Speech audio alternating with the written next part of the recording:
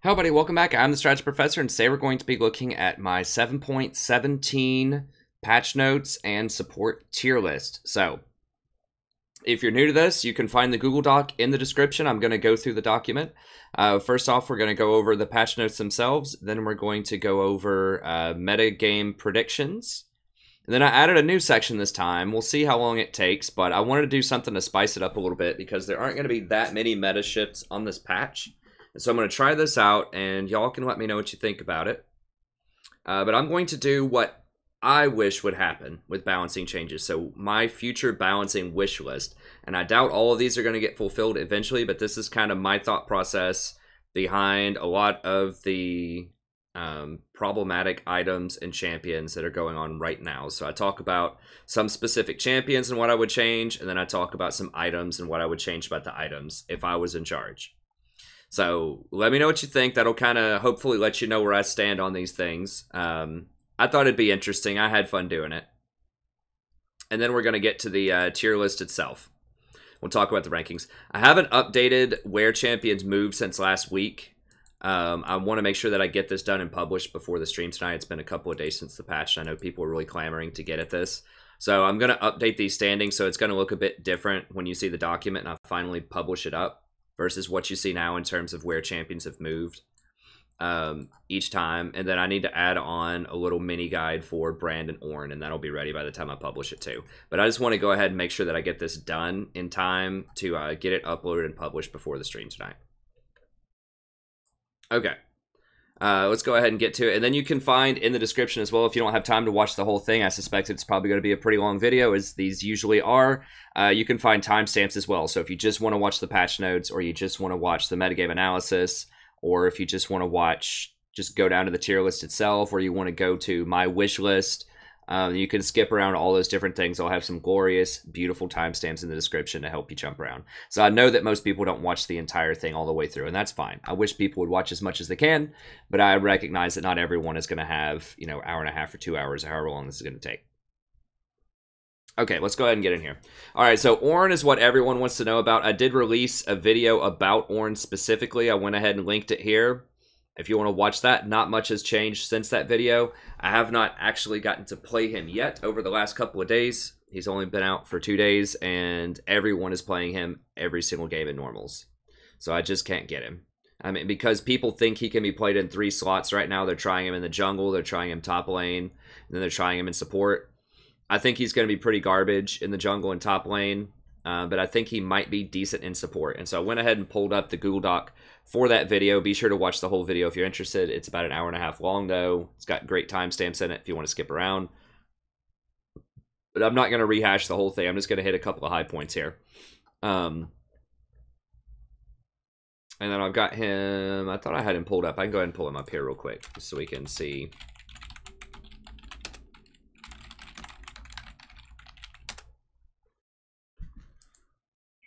Recording there.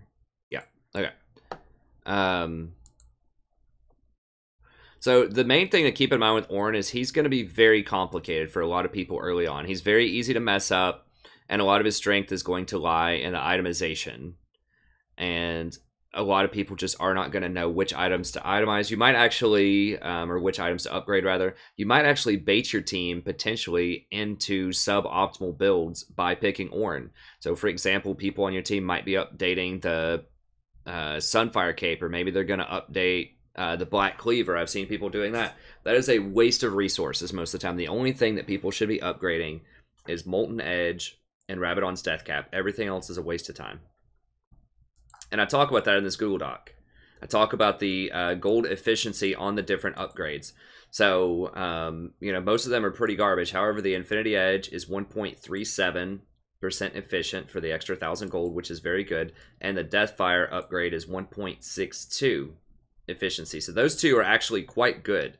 So the upgrade on Infinity Edge is 5% more efficient than a BF sword.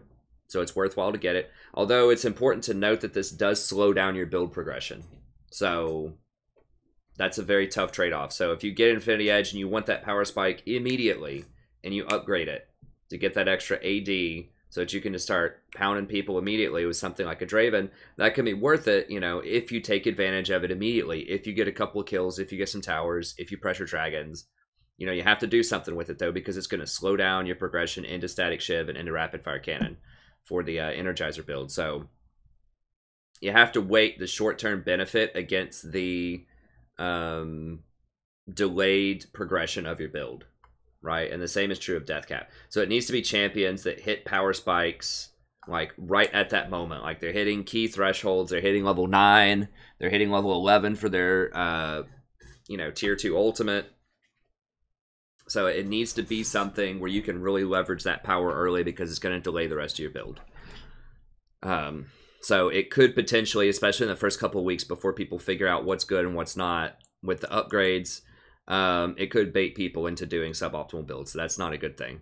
Now, obviously, if your entire inventory is full, if you've got 6 items and the upgrade is going to be beneficial, sure. But most of the time, that's not going to happen. Most of the time, it's going to be a question of, do I upgrade now for the immediate benefit on my second or third item, or do I go for that 4th item? So it's going to come down to a lot of game states and a lot of math, and it's going to be hard for people to figure out. Now, I've kind of figured it out, I think, and I talked about this in the video. I think that going for the Deathcat build can be pretty good on Azir, Veigar, Vlad, or Vel'Koz potentially. And then I think there is the potential for a 2.5 item power spike if you go for something that uses Lichbane. So, and that's about 8,000 gold total to get Lichbane plus the standard Rabadon's Deathcap plus the 1,000 gold upgrade. It's 8,000 gold, and on someone like Fizz, you're going to get 364 AP out of that. And so your E with the Lichbane, your E proc with Lichbane is going to be 1152 damage. And so a full combo... Did I mean the E? I think I meant the W. Off of the W is the Trident, right?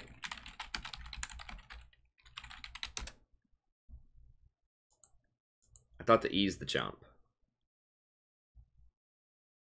Yes, it's the W. The W. His Trident.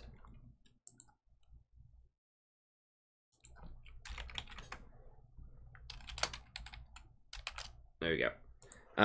Is 1152 damage, and your full rotation, your full combo is going to be 309 plus 1152 plus 443 plus 469, so that's 2373 damage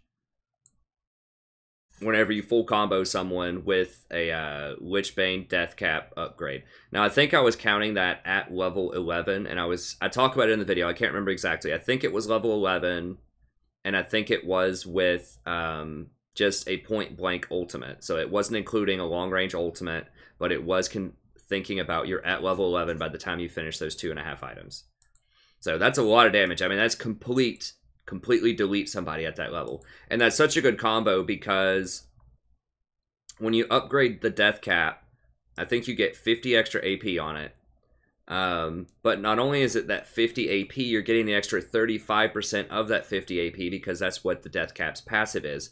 And not only that, but Lichbane is going to scale with the extra AP that you get off of that as well. So Lichbane plus Deathcap is a great combo historically because the Lichbane has that 0.75 AP ratio on it, which obviously scales very good with Deathcap. So I think that's a very good match. So that's just an example on Fizz. You could also think about that on Echo or anyone else who's going to use a Lichbane for procs, maybe even a TF. Something like that. So I think that champions that this combo, the upgraded Deathcat plus Lichbane would be best on, will be champions that don't have a lot of mana problems, so they're not going to have to get a Morellonomicon or a Rod of the Ages or a Tear of the Goddess, and they can just rush straight for those 2.5 items and get them hopefully around level 11, maybe 15 minutes into the game. That might be a little ambitious. But regardless, I think the champions that can do that don't have mana problems, that just want that raw AP with Lichbane, I think that could be pretty good. Now, another thing to note about Ornn, and pull him over here, is that his passive does not have an internal cooldown. So that means that whenever you proc Brittle Whenever you get brittle on people for 6 seconds, you can put that on multiple people, and you can even put it on the same target several times. Now, this does not say what briefly is. I assume it's probably just for like a half a second or something. But basically, the last tick of Bellows Breath and Call of the Forge apply brittle to enemies for 6 seconds. Your next basic attack, or Ornn's next basic attack, knocks people back. The next immobilizing effect against brittle target consumes the mark and does a percentage of their maximum health bonus magic damage. And the CC lasts 30 seconds longer. That's crucial. And this is any immobilizing attack. It doesn't have to be from you. It can be from your allies as well. So if in the middle of a fight you get Call of the Forge down, it tags somebody, applies brittle, and then, you know, Malzahar ults somebody, it's going to deal that maximum health damage, and it's going to last 30% longer. So that's going to be over, I guess not over, but it's going to be around a, yeah, it'll be over a 3-second crowd control if that happens. Or let's say that you hit a bunch of people with this, and then Maokai just like ults and roots everybody, or Kennen stuns everybody, or a Mumu ults everybody. Like, there are a lot, he's really good with sort of wombo combo, where people are crowd controlling other people. So he wants to be paired with a tank squad that has a lot of crowd control. It's probably his best effect. So I mean, in theory, you could Call the Forge, tag people with the brittle, auto attack them, start channeling your Bellows Breath. As soon as the last tick of that goes, auto attack them again. So you can get like 2 or maybe even 3 brittles off, depending on how your Call of the Forge hits. In relatively quick succession. And Bellows Breath gets to be on a pretty low cooldown. It's like on a 4-second cooldown. So you could potentially get off, you know, if you did Bellows Breath first, started channeling that, called in the ram, and then hit him like right before the ram hit him, headbutted the ram, so that would trigger brittle. Ram hits him, brittle again, and then this would just about be ready to go again after all of that's done. So there's some pretty nasty little combos you can do with him to do quite a bit of damage. And then Searing Charge does a ton of damage as well. Bring it together. Now, they did nerf it a little bit since I made this video, and I didn't redo the math on it. So they nerfed it a little bit. So it would only take them to, I think, like 420 now, something like that. It'd be about 400 damage instead of 460. But the numbers are still quite high, and it has 800 engage range. That's pretty crucial to notice there, is that Alistar, I think, is 650 engage range, and Rakan, yeah, Ali's 650 and Rakan's 600 engage range. So 850 is really, really far that you can try to headbutt people. And it does way more damage than either one of those. Even though they nerf the damage a little bit, it's still way, way more damage. Either Ali or Rakan. And it has 350 radius on the knockup, so it can knock quite a few people up. It can, it's not quite as much as Alistar's Q, but it's certainly way more than Rakan's. So that's pretty good. And yeah, it does quite a bit of damage on the ult. So I think that he can be good, but getting all of this stuff together, like triggering those brittles together, like pinning people against walls, you can use your Q to set up, obviously, the pillar to hit people with it, but that has a slight delay. I don't like how the pillar always appears at max range. I wish it would appear right behind the person that you slowed to set you up for the combo, but it appears at max range, which is kind of awkward sometimes. But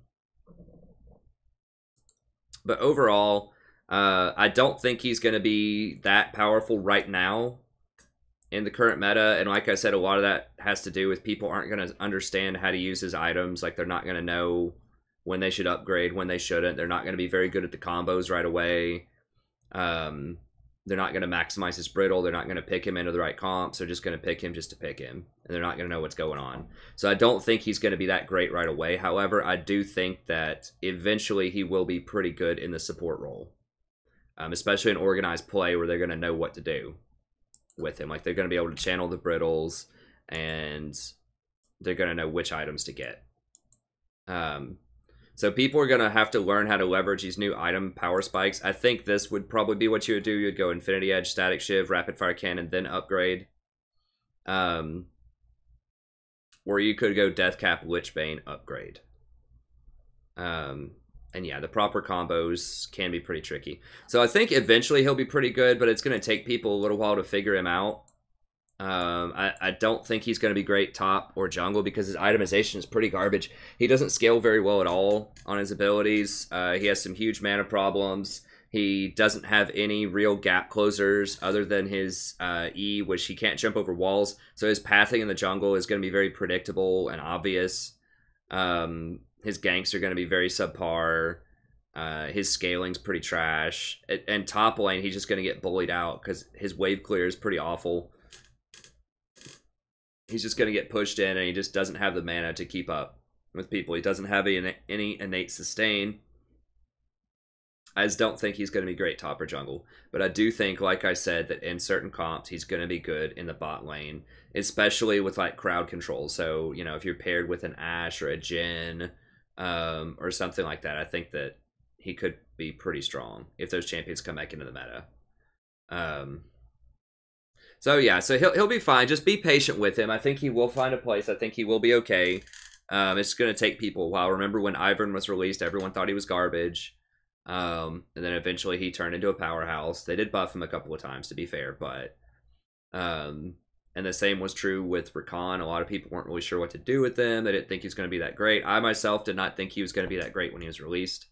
I thought he'd be like okay, and he turns out to be really good. It just takes people a while to learn that kind of stuff. I was right about Xayah. I knew Xayah would be a powerhouse. Rakan, I was like, he'll be okay. But he ended up being really good too, so I was right when everyone else was wrong about Xayah, and then with Rakan, you know, I think everybody kind of doubted him a little. Well, a lot of people did, not everybody, but anyways, I think he's going to kind of be in that sort of vein where he's not immediately super powerful, and he's even probably going to look pretty weak for a bit. But I think once people learn him, especially in organized play, I think he'll be all right.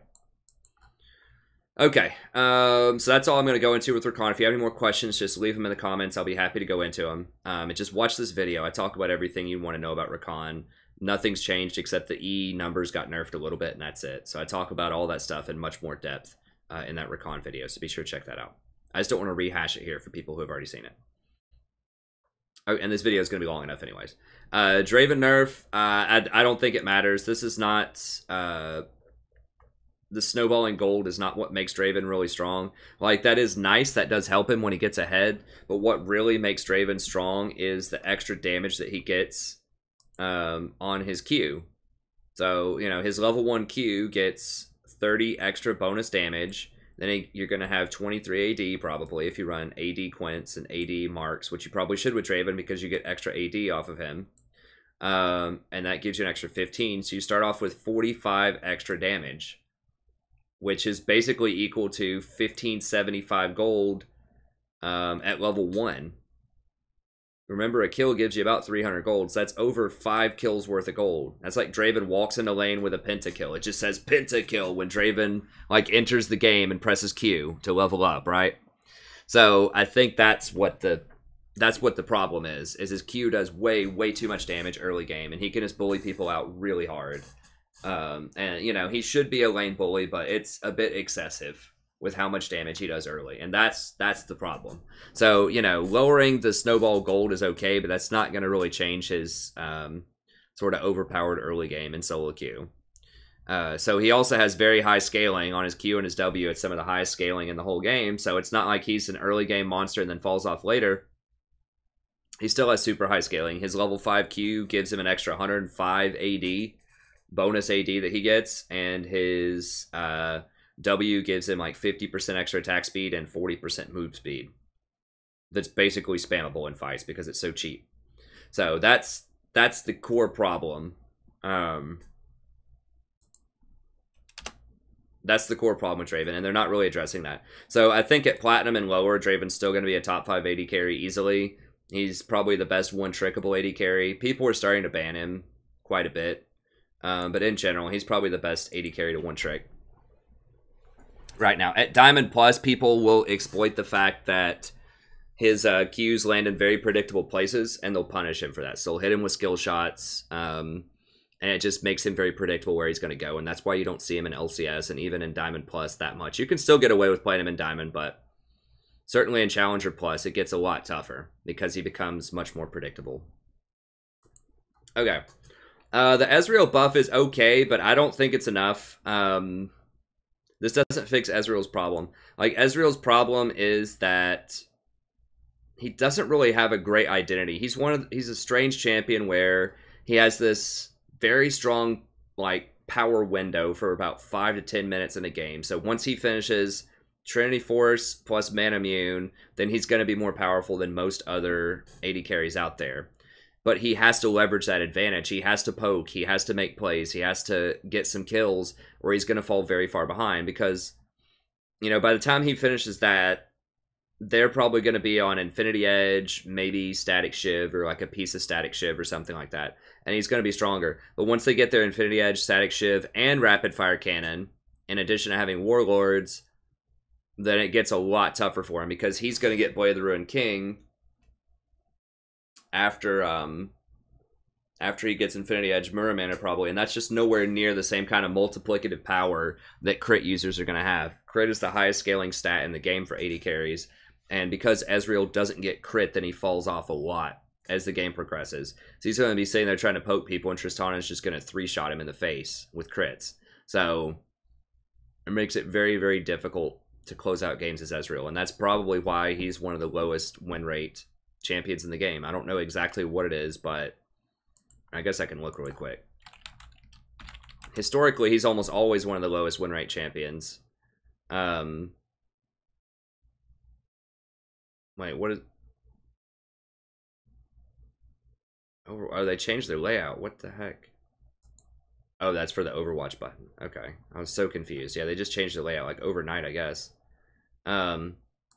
And I mean, this is for Korea, so it's not always like the best indicator, but this is about what I expected. You know, 46% for Ezreal, so he is perennially underpowered. So that extra buff that you get when you get your 2-hour item Power Spike Trinity plus Muramana, once you complete the Muramana, you know, it's only going to give you an extra 28 AD at about 20 minutes. Compare that to Draven, who gets 45 extra AD off his Q at level 1. You know, so that you can start to see the problem. So, yeah, the problems with Ezreal is he doesn't have critical strike. He has low damage at 3+ items. If the enemies put together the Energizer, the Static Shiv, Infinity Edge, Rapid Fire Cannon combo, then he's going to fall behind at 3 items. And another thing is he can't really even leverage his poke early, because he's going to be against people who have the option of going Door and Shield. They don't have to, but they could if they wanted to. You're going to have enchanters, so you're going to have things like Sona, Janna, Nami, Soraka, and all of these make poke very difficult to pull off. And then most people are going to run Warlord's Bloodlust for when they get to Energizer later on, which gives them a lot of free healing in lane. So it just makes it very difficult for poking. So if you like Ezreal, my proposition is actually just own the early game. Just say, you know what? I'm picking Ezreal. I love to play him. I'm just going to dominate the early game. I'm going to have the highest single item power spike of any AD carry right now by going Gunblade. I'm not saying that always wins, but I'm saying that I think this would at least give you a niche as Ezreal, right? Like, it'll give you some power. It'll give you your moment in the sun to try to start snowballing. So I think if you get Gunblade by level 9, which if you go tier Gunblade, I think that's probably doable, depending on how well you're CSing. Your Q would do 297, your W would do 134, your E would do 155, your R would do 472, your Gunblade active would do 231, and your total combo, all-in combo, would be 1289 at level 9. So that's pretty dang good. I mean, that will not quite one-shot people, but it'll be pretty close. So if you don't go for this, if you just go for Trinity plus Trinity plus tier, then you're going to lose 500 damage of that all-in. So your Spellblade off of Trinity will give you 142, but Gunblade's also 10% cheaper. So, and of course, once you get your Sheen and your Muramana, then you're going to be doing even more damage. So basically, you are, and you'll still get Trinity eventually. You're delaying your Trinity in exchange for getting Gunblade much faster. So I think that'll give you a better single item power spike, and probably even 2 or 3 item power spike when you get Muramana plus Gunblade plus Trinity. It gives you a lot more burst damage. So then you can sneak up in bushes and blow people up. You can roam and blow people up. Now you're not going to have as high as sustained damage. So I think the build would look like Tyr, Gunblade, Sheen, Muramana, Trinity. You're still going to have problems with tanks, but that's going to happen anyways. Right? I mean, that's just when you pick Ezreal, you're just kind of signing up for it. Well, I'm never going to kill Maokai. If you pick Ezreal a lot of times. So, you know, I think that it's going to be worse at 3 items probably than Tyr, Trinity, Muramana, Bork. Because you're going to have so much attack speed off of Trinity and off of your own W and passive and off of Bork that Bork's going to give you more sustained damage in fights. But I do think that that burst could potentially be worth it. It at least gives you something interesting going on in the early game. You know, while everyone else is trying to finish up their Infinity Edge, you're just going to come at them and just, boom, just show up and just knock them out with your Gunblade. So I think that could be good. And like I said, is one of the weaknesses when people just go Infinity Edge, like to start, which is what everyone's doing right now, is they don't have a lot of attack speed. So if you come jumping out of the bush and just roll your hand across the keyboard and do all of your abilities, you do 1,289 damage, they're going to attack you, like auto-attack you once. You know, even if they crit you, it's only going to be 300 or 400 damage. So I think that that's, especially against an Enchanter support, you can almost, you know, one-shot a Sona with that. So, I don't know. I'm not an expert on Ezreal, but for all the Ezreal fans out there, I went ahead and just did that for you because I think this is what mid lane Ezreal will do. It does give you a lot of magic damage too, which, you know, if your team has, you know, just a ton of AD champions, like you have a Talon middle and a Fiora top or whatever, then this would give you some more mixed damage too, which could help out. So I'm not saying it's the best build in the world. I'm just saying I think it has potential as an early game all in. And then if you get far ahead, then you can stay ahead early on. Whereas I think that's, I don't know, it's an interesting way to change up the power curve of Ezreal to go away from that, you know, 20 to 25 minute power spike and instead turn it into a, you know, 10 to 20 minute power spike window. So you can get ahead of the Energizer builds early on. Okay, the next one, Hecarim. I don't think this is going to matter. This is not Hecarim's problem. Hecarim's problem is he's a Trinity Force user. Trinity Force is not a great item right now ever since they lowered the cost on... Infinity Edge, and ever since they increased the power of the... Cinder Hulk, sorry. Words are hard. Ever since they increased the power of Cinder Hulk. He can get Cinder Hulk, but because he has to get Trinity early, he is powerful, like, for that. Once again, he's kind of like Ezreal. A lot of Trinity Force users are like this, where they get powerful right when they get Trinity, but then they fall off, you know, 5 to 10 minutes after that, unless they get really far ahead. So unless he starts racking up a ton of kills, you know, he's going to complete his Trinity 15 to 20 minutes. He'll be powerful for like 5 minutes, and then he's going to get outscaled by the mega tanks. That's how it goes. Most of the time. So, you know, he's all right. If you like Hecarim, you can try him out. This does help him out for sure, but I don't think it's going to fix his major problems, which is just a problem of itemization more so than his actual kit. All right, Leona buffed, but still pretty weak. There's a much lower duration, so your AD carry really has to follow up to get this extra damage. And it's okay extra damage. They were going to give it far more than this on the public beta, but then they reared it back a little bit. So you do get a little bit of extra damage, but that's not Leona's problem. Her problem's not that she deals, you know, extra damage. Right? Her problem is that, or doesn't do enough damage. Her problem is that she is an engaged tank with no escapes. That's it. And so if they don't camp you, if you just get a nice 2v2 bot lane, or if your jungler comes down there and you get a 3v2, then, you know, she can look awesome. If you get ahead, you keep snowballing. But if you get camped or your team falls behind, then you really can't do anything. Like, if you're not engaging with Leona, then you're just kind of losing. So I don't know. And she's not that great with, like, she can't use Ardent Sensor. And her defensive steroids just are not as good as other defensive steroids. Like, her W, extra bonus armor, and magic resist are nice, but they're not as good as something like an Alistar ult, or they're not as good as like a Nautilus shield or Tom Kench's Grayskin. So, you know, her defensive steroids aren't great. She does have a lot of great CC, but I think in general, you know, if you want an engaged tank, I would just play Alistar probably. At least he has peeling. Like, he has much better peeling, so you can switch gears. If you're kind of behind or they're trying to dive, you can headbutt people away, Q to knock them up. You've got your E to stun them. Especially that W to knock people away is a really good piece of peel. So Leona doesn't have that. Like, she can Shield of Daybreak somebody for a little bit. She can E onto somebody. But she doesn't peel nearly as much as she engages. Nearly as well as she engages. So she's alright. I think lowering the cooldown on this is excellent. Because that means it's not going to feel nearly as bad to max out your W first for the defensive steroid. You're not going to be missing that cooldown on your Q as much as you historically have as Leona. So she's alright. I just feel like there are better tank options out there right now. She's really good. I mean, if you're going to play her, I'd recommend like bronze, silver. If you're higher than that, you might want to switch on to somebody else. Maokai, okay, doesn't proc on wards. Don't think that's a huge deal. It's difficult for me to tell just how important this Urgot change is. Resume firing for the remainder. I can't really tell. Like, they're locked on for longer with the R, which is good. 1/3 longer. And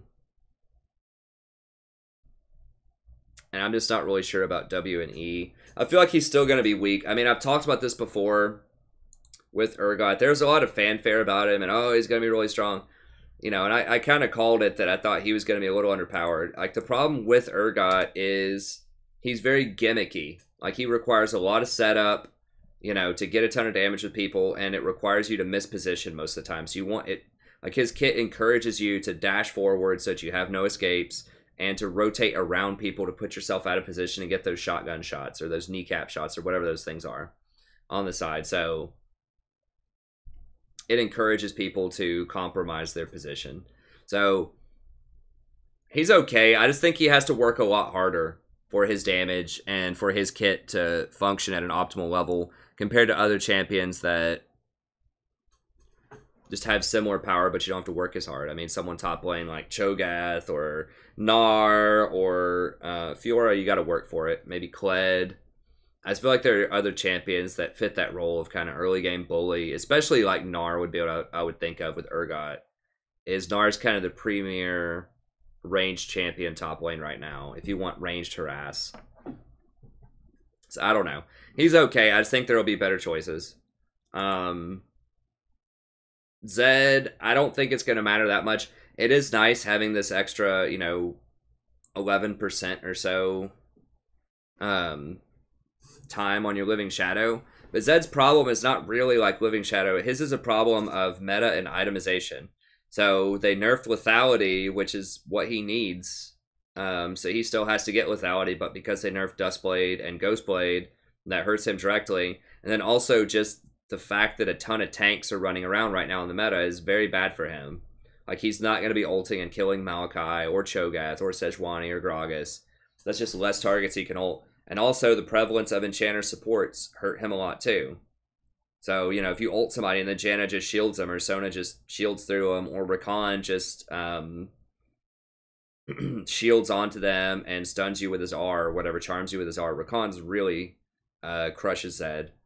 Then that's just going to be, it's going to be bad. So, I really don't think you want to run 80 middles. I think that you have to have sustained AP magic damage that has really good wave clear, and has really good matchups against tanks. And Zed doesn't fit that bill, I don't think. Okay, Ardent Sensor, well, they needed to nerf it. That's a pretty decent nerf. You lose 10% attack speed buff and 10 health drain, but it's still overpowered. It's really overpowered. So it's not going to matter. It's not going to shake up the order, I don't think, because they're not doing anything to help out tanks in addition to this. They're just nerfing Ardent Sensor. And so, you know, that's going to hurt some of the enchanters a little bit, but they're so far ahead of AP supports right now. They're so far ahead of tanks right now that it's not enough. It's not going to change the pecking order at all, I don't think. And based on what I've played the last few days, it really doesn't. Sona's still insanely strong. Janna's still insanely strong. Rakan's strong. Doesn't matter. So if you've ever wondered about Ardent Sensor and why is that OP, if you just came to the channel recently and you haven't watched my other videos, I've been talking about why Ardent Sensor is overpowered and really strong for like 10 patches. People are just now figuring it out. It's ridiculous value proposition, right? So you have 2,300 gold is the cost. Just the base value alone, not including anything of that on-hit, the on-hit damage or the on-hit attack speed, it's already worth 2,487 gold. And that's a good 2,487 gold. There are very few wasted stats, if any, on Ardent Sensor. I've got a link here. Yeah, there are very few wasted stats, if any, on Ardent Sensor. Like base mana regen, good. Flat ability power, good. 10% cooldown, good. Healing and shielding, good. Movement speed, good. All of this is good. There are no wasted stats. There's no health regen. There's no flat mana. You know, there's none of this other nonsense that's on some other items. This is just straight up really good stuff. There's no magic resist. There's no armor for enchanters. I mean, that stuff's good on tanks. Armor and magic resist. But there's none of that on this. You're not wasting your gold on health, armor, magic resist, you know, all of that stuff. These are all really, really good stats for enchanters. This is just jam-packed with everything an enchanter would ever want. And on top of that, the buff is just absolutely ludicrous. So if you look at the value here, 25% attack speed is worth about 625 gold. 25 on hit is worth about 625 gold.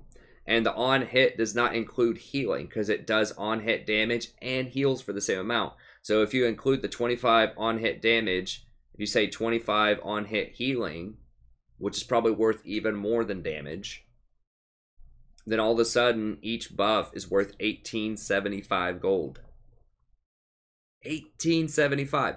So if you just put it on one champion, it's 189% efficient. Just to put that in perspective, you're spending 2,300 gold on items, and you're getting 4,362 gold worth of value. That's crazy. If you buff 4 allies, so let's say you're Sona and you put it on all 4 of your allies, now they're obviously not all going to use this to maximum efficiency, right? You know, if you buff a Syndra, she's not going to be auto-attacking. I mean, I guess she will some. But there are some cases where they're not going to be using this to maximum efficiency. But if they did, it'd be 434% gold efficient. That's almost 10,000 gold worth of stats if you buff all 4 allies. That's 33 kills worth of gold. 33 kills worth of gold. Think about that.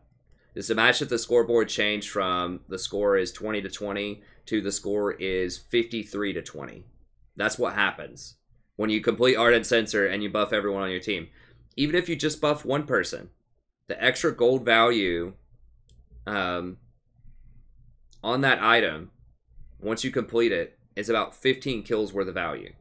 So the bonus over the top of the 2,300, you know, if you go to, it costs 2,300, that's about 2,000 gold, a little bit over 2,000 gold worth of value. So that's like just getting an extra 6 kills, 7 kills or so.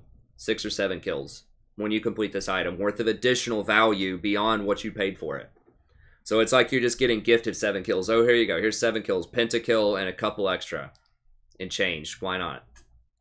You know, like that's why this item's so crazy. I mean, items have to be insane when you see pro player supports in pro games skip Sightstone so they can complete this item because they're playing Janna. The fact they're even playing Janna at all in a pro game, that hasn't happened in like 5 years hardly, means that this item is really, really out of whack. Like, that's how strong this item is. It is a very, very meta-warping item. That's why people ask me on stream all the time, who are your favorite champions? Or, what do you think about this champion or that champion? And my response, you know, for the past, 4 or 5 patches, does it use Ardent Sensor? Does it use it well? If the answer is no, I don't want it. You know, that's what it comes down to right now. Does the champion use Ardent Sensor well? If it doesn't, I probably don't want it. You know, there might be some cases where that's, you know, not true, but by and large, especially when you get down to the tier list and you look and see almost everything that's top is gonna, in some way, at least have the option of running Ardent Sensor. I even run it on a lot of tanks. I've run Ardent Sensor on Alistar before, which seems ridiculous, but he can use the AP. He has AP ratios. We'll talk more about Ali when we get down there. And he's naturally very tanky with his R in a team fight. So you don't always have to get it on him, but it's an option. So, anyways, this is a ridiculously powerful item, and this does very little to change it. This is after the nerf, too. This is after the nerf. You know, if we were calculating 35 on-hit damage and 35 healing and 35% attack speed, I don't even know what it would be. It would be like probably 50% more than this. So each buff would be like 2,500 gold or something. So from 25 to 35 is, you know, 10, which is like 40%. So it'd be 40% more than this. So I can't do the math off my head. It's in the 2,200s. It's between 2,300 and 2,500. So yeah, insane. And still insane. That feels pretty good. I think I'll just take these headsets off. Ooh, that's good. There's no reason for me to listen. I just have them on just by habit, I guess. It feels good to take them off for a little bit. Okay, so Gargoyle Stone Plate. This is hard to calculate the math on this. They give you an example. It's only really going to apply to Cho'Gath. At 1,000 bonus health off of Locket, you were getting an extra 240 shield. So it's okay. It's not going to change the fact that Cho'Gath's still going to be ridiculously overpowered. This is a minor band-aid on a big problem. So, you know, it'll change the cute interaction between Gargoyle and Locket. Very few champions ran that. There were some, but it was mostly just Cho'Gath who would go Gargoyle into his ultimate. Preset item stuff, that's cool. Honor's cool. There are a couple of bug fixes here.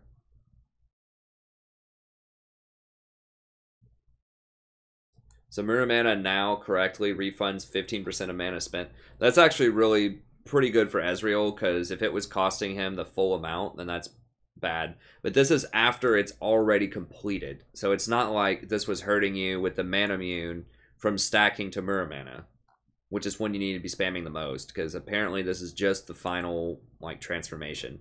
So it's pretty good, but it's not going to be relevant or matter that much probably until 20 plus minutes into the game. But it's nice nevertheless.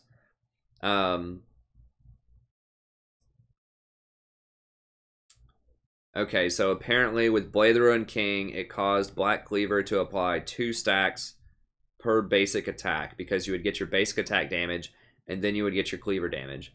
But that doesn't really apply. Like, nobody buys Blade of the Ruined King plus Black Cleaver outside of Lucian. So I guess if Lucian was double shotting, it would give him like 4 stacks of cleaver immediately. So I guess it does hurt mid Lucian a little bit. Lucian's pretty garbage bot lane, but mid Lucian's still pretty decent. So that's probably an okay nerf to him. I don't think anyone else gets Blade plus Cleaver. I mean, maybe Gnar in some circumstances. But either way, it's okay. I don't think it's a huge deal for the overall meta. Those, like Lucian in particular, will probably be affected, and Gnar might be affected. There might be some other ones that I'm missing, but those are the only 2 I can think of that would use that combination of Blade plus Cleaver.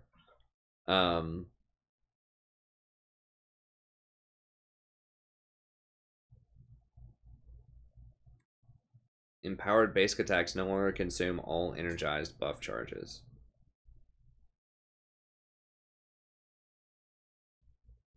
What does that mean?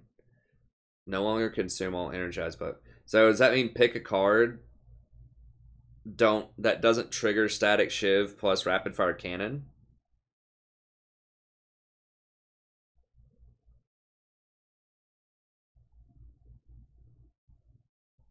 Or does that mean that, like, when you're trying to charge or energized, if you pick a card, then it would just automatically, like, reset it? I don't know. So that's either really good for TF or really bad for TF.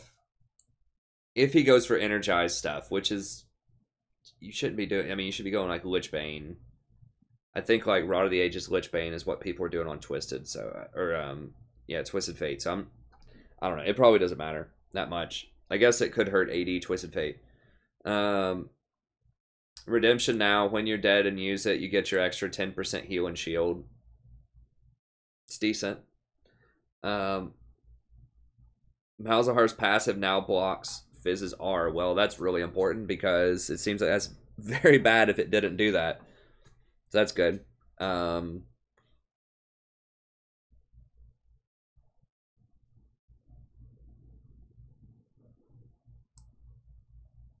It's interesting. Okay, so that's going to be it for the patch notes. So we'll go ahead and move on. So notable fixes, I went ahead and put them here for you. Muramana, Cleaver, Redemption, and the Mouse. All right, so meta predictions. Nothing really has changed here. I'll just go through this really quickly. Enchanter supports are still going to be the best. You'll still probably go Ardent Censer. Probably Ardent Censer, Redemption, Athene's, Mikhail's. You can go Locket if you need to somewhere in there. It's possible on someone like Sona, you could go Athene's before Redemption. But these are generally the 4 items that you're going to want to get on most Enchanter supports. Let me pull something else up just really quickly here. Because I want to show you this, because a lot of people have been asking me, well, why do I get Athene's Unholy Grail on Janna? Right, because she doesn't do a lot of damage. And I talked about this in my latest two of my latest, I think it was coaching sessions. I couldn't remember if it was op.gg or coaching sessions.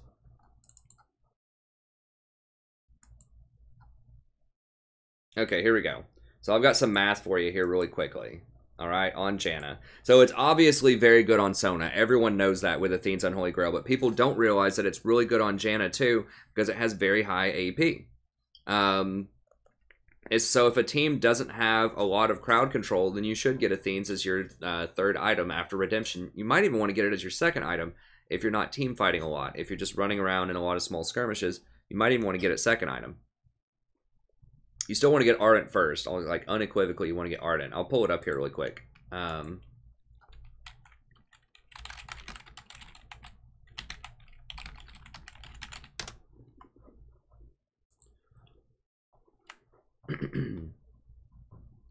right, so it's got some stats here. This is the line that people need to pay attention to. Gain 5 ability power for every 25% base mana regeneration. So this doesn't include any runes that you have or masters that you have. This is fairy charm stuff. Okay, so the plus 25%. It's very charm stuff. So if we look at the math here, if you go for Ardent Censer plus Redemption plus Athene's, then that's going to take you to 300% AP because Redemption's going to have 150% on it. Ardent Censor's going to have 50. That takes you to 200. And then Athene's itself is going to have 100. So that's 300%. It starts at 30 AP. You're going to get 60 off of having 300% regen. So that's going to take you up to 90 AP. So Janna's E, if we look at it here real quick. I know I have a million tabs open. That freaks people out. But that's just what I have to do when I'm doing these videos. Janna's E has a base of 240 and a ratio of 0.7 on it. So at level 5, or level 5 E, so that's level 9, it's going to do 240 base, going to have 23 AP. If you're running full AP runes, so AP blues plus AP quints, which is pretty standard on Janna. Then it's going to be times 1.5 if you run it with Mikhail's. So we're comparing Mikhail's as your 3rd big item versus Athene's Unholy Grail. So we're assuming you have Ardent, Redemption, and then what's your 3rd item? So with Mikhail's, you have 384 shield. With Athene's Unholy Grail, you have 240 plus 113, so that's 23 plus the 90 AP times 1.3. So you're going to have 30% plus healing and shielding. You're going to have 10% from Redemption, 10% from Ardent, and 10% from Wind Speakers. This is 10% from all of those, and then an extra 20% from Mikhail's for 50% plus healing and shielding. Because people think that Mikhail's, because it has plus 20% healing and shielding, is going to give you more healing and shielding than Athene's, because Athene's obviously doesn't have any plus healing and shielding on it. But that's not true, because Athene's has AP on it, and Mikhail's does not have AP. So what about Janna's ultimate then? It does have a high base, which makes you think that the plus AP, or that the plus healing and shielding would be better on it, but it also has really high AP scaling. So let's get to the bottom of it. With Mikhail's at level 16 max level, it's going to heal for a total of 952, but with Ardent Sensor, it's going to heal for a total of 1,000. So the moral of the story here is, even if Ardent Sensor did not even have the blood charges, because this is what everyone gets caught up on. They're like, oh, well, Janna doesn't do a lot of damage, so you can't get a lot of blood charges. But even if this did not even exist, Athene's would still out-heal Mikhail's. Just in terms of raw healing.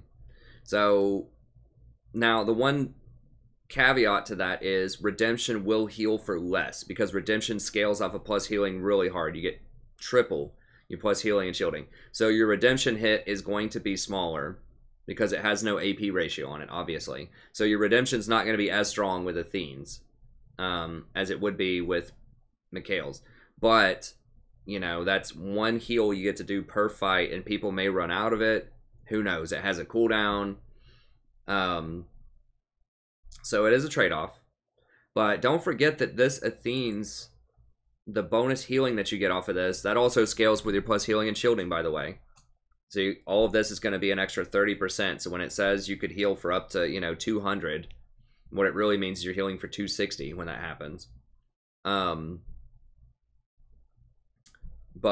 it's 25% of the pre-mitigation damage. So you might be thinking, well, Janna doesn't really do any damage, but it just looks like she doesn't do damage because most of it gets blocked by armor later on in the game. But if you look at her, you know, even if we just look at like level 9, she's going to do 72 damage every auto attack. So in a fight, let's just say that level 9, let's say you just auto attack somebody twice. So that's 144 damage. You hit someone with a Howling Gale, level 1. You're going to get some extra AP off of it, whatever. You know, you're going to get like maybe 30, 40 damage or so off of it. So that's going to be 100 plus 144. That's 244 damage.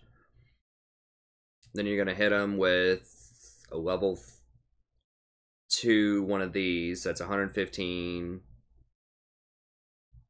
What was that? 144, 244. 244 plus 115. 355 plus like 50 or 55. It's going to be 400, at least 400 damage. And that's just off of auto attack, Q, W, auto attack in a fight. Very standard, just hit anything. Doesn't matter what you hit. Hit all of that. I think it's 25% of your pre-mitigation damage, right? Yes.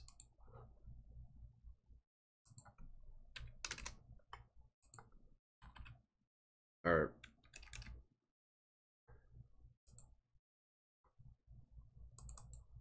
100. Okay, I don't need a calculator for that. It's kind of late / early for me. I need to go to sleep here in a little bit. I haven't been to sleep. I've been working on this most of the night. It's like mid-afternoon now. I guess late afternoon at this point. But anyway, so you're going to get 100 extra blood charges off of that. So it's going to give you, you know, 100 extra healing. Just off of that. All you had to do is just hit people with all that stuff. You get 100 extra healing. And that's really simple to do, obviously. And then you're going to get an extra 30% off of that. So it's going to be 130 shield, 130 heal. So the bottom line is Athene's gives you much better base healing on all of your abilities except for Redemption than Mikhail's will give you once you get Ardent Sensor plus Redemption. And then you get Athene's after it. And then these blood charges are just extra. Like, you just get an extra ton of extra healing just on the house. It doesn't even matter. Athene's would still be better even if this didn't even exist. And the fact that it does exist and it does give you extra healing is obviously quite strong. Okay. So I just want to throw that out there because a lot of people, I've had people ask me, why are you getting that? You know, it doesn't make any sense. Why would you get that on Janna? You know, why are you getting that on Nami? Or whatever. Well, there you go.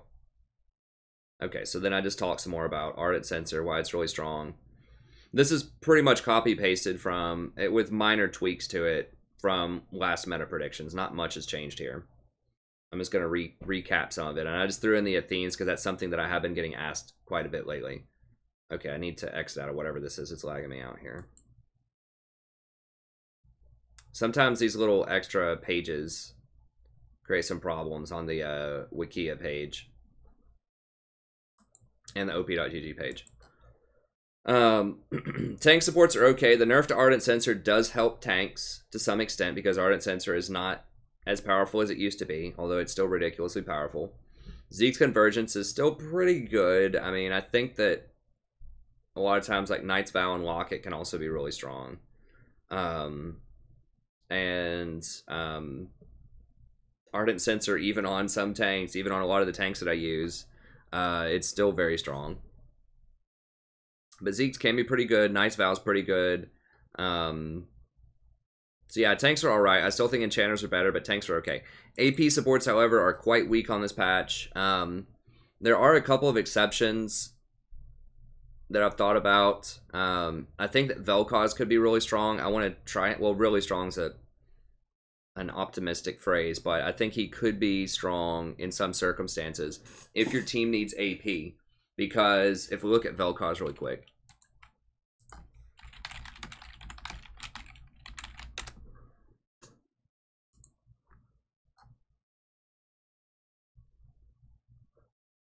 He has a slow on his Q, he has a knock up, and he has a slow on his ult, 20% on his ult.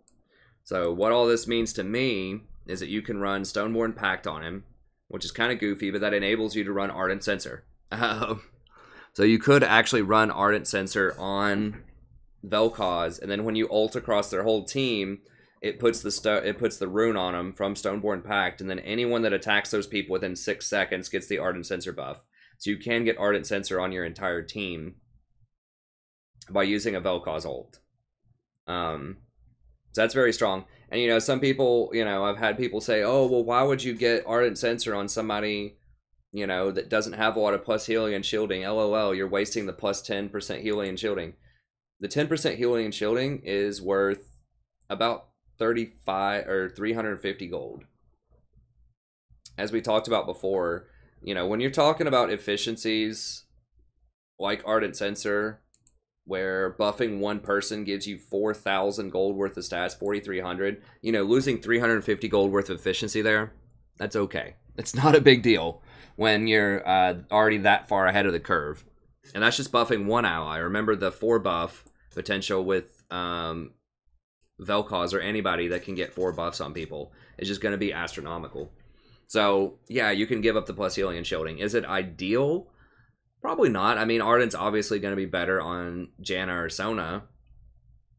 But that doesn't mean that it can't be really, really good on Vel'Koz too. So, you know, potentially you could go coin into Ardent Sensor into Leandri's Torment or something if you wanted. You don't have to go Ardent Sensor. If your AD carry's behind or you just don't have a lot of auto attackers on your team, you know, maybe Jin's your AD carry and you've got a Sejuani jungle, a Maokai top, and like a Victor mid lane or something. Just people that aren't going to really leverage Ardent Sensor. It's not going to be that good. But if you have something like Master Yi jungle and Yasuo top, then all of a sudden you've got 3 people on your team that can really leverage that Ardent Sensor buff. So you might want to get it. So it's situational. But I think the fact that Vel'Koz doesn't need a lot of items to do a lot of damage. I mean, just his base stats on his ult, he does 800 damage that can potentially be true damage across an entire team.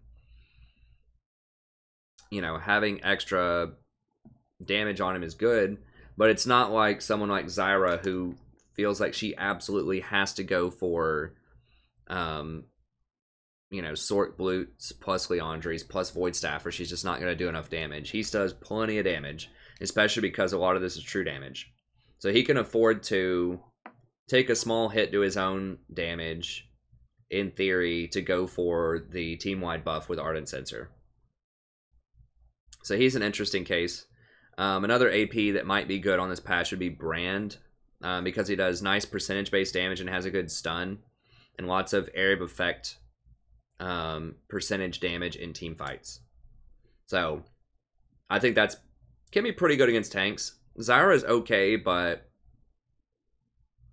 you know, I don't think she has a great time against tanks. She has a lot of downtime is the problem. If you don't blow somebody up immediately with Zyra, it's a big deal because your cooldown, it's all about your plants. And even if you're maxing your plants second, which I tend to do, it takes quite a while and you still don't your cooldowns still aren't going to be super low by the end. Whereas someone like Brand, if you get some cooldown reduction especially, you know, his stun's going to be back up in like 5 or 6 seconds or something. So you don't have to sit there and wait and like not do anything for 12 or 13 seconds with Zyra when you don't have plants up. You know, with Brand, you're going to have a lot more uptime. So I think that Brand could be potentially good on this patch as well. So I think that Vel'Koz and Brand could be okay AP choices if your team is like 4 AD. You know, if you've got like Zed middle, Pantheon top, and Kayn in the jungle. And then, you know, like Caitlyn bot lane or something like that. And you just really need AP on your team, then Vel'Koz can be a pretty good choice, I think. Or Brand, potentially. So I've got something really weird on my teeth. I don't know what's up with that. I have to look at it after the video. Or maybe I'm just losing my mind because I need to go to sleep. Who knows? Okay. In the jungle, I think tanks are going to continue to dominate. Cho, Malachi, very good. I think Malachi's like in an okay place. They've nerfed him a couple of times, but Cho'Gath's still pretty out of control. Malachi's still pretty good.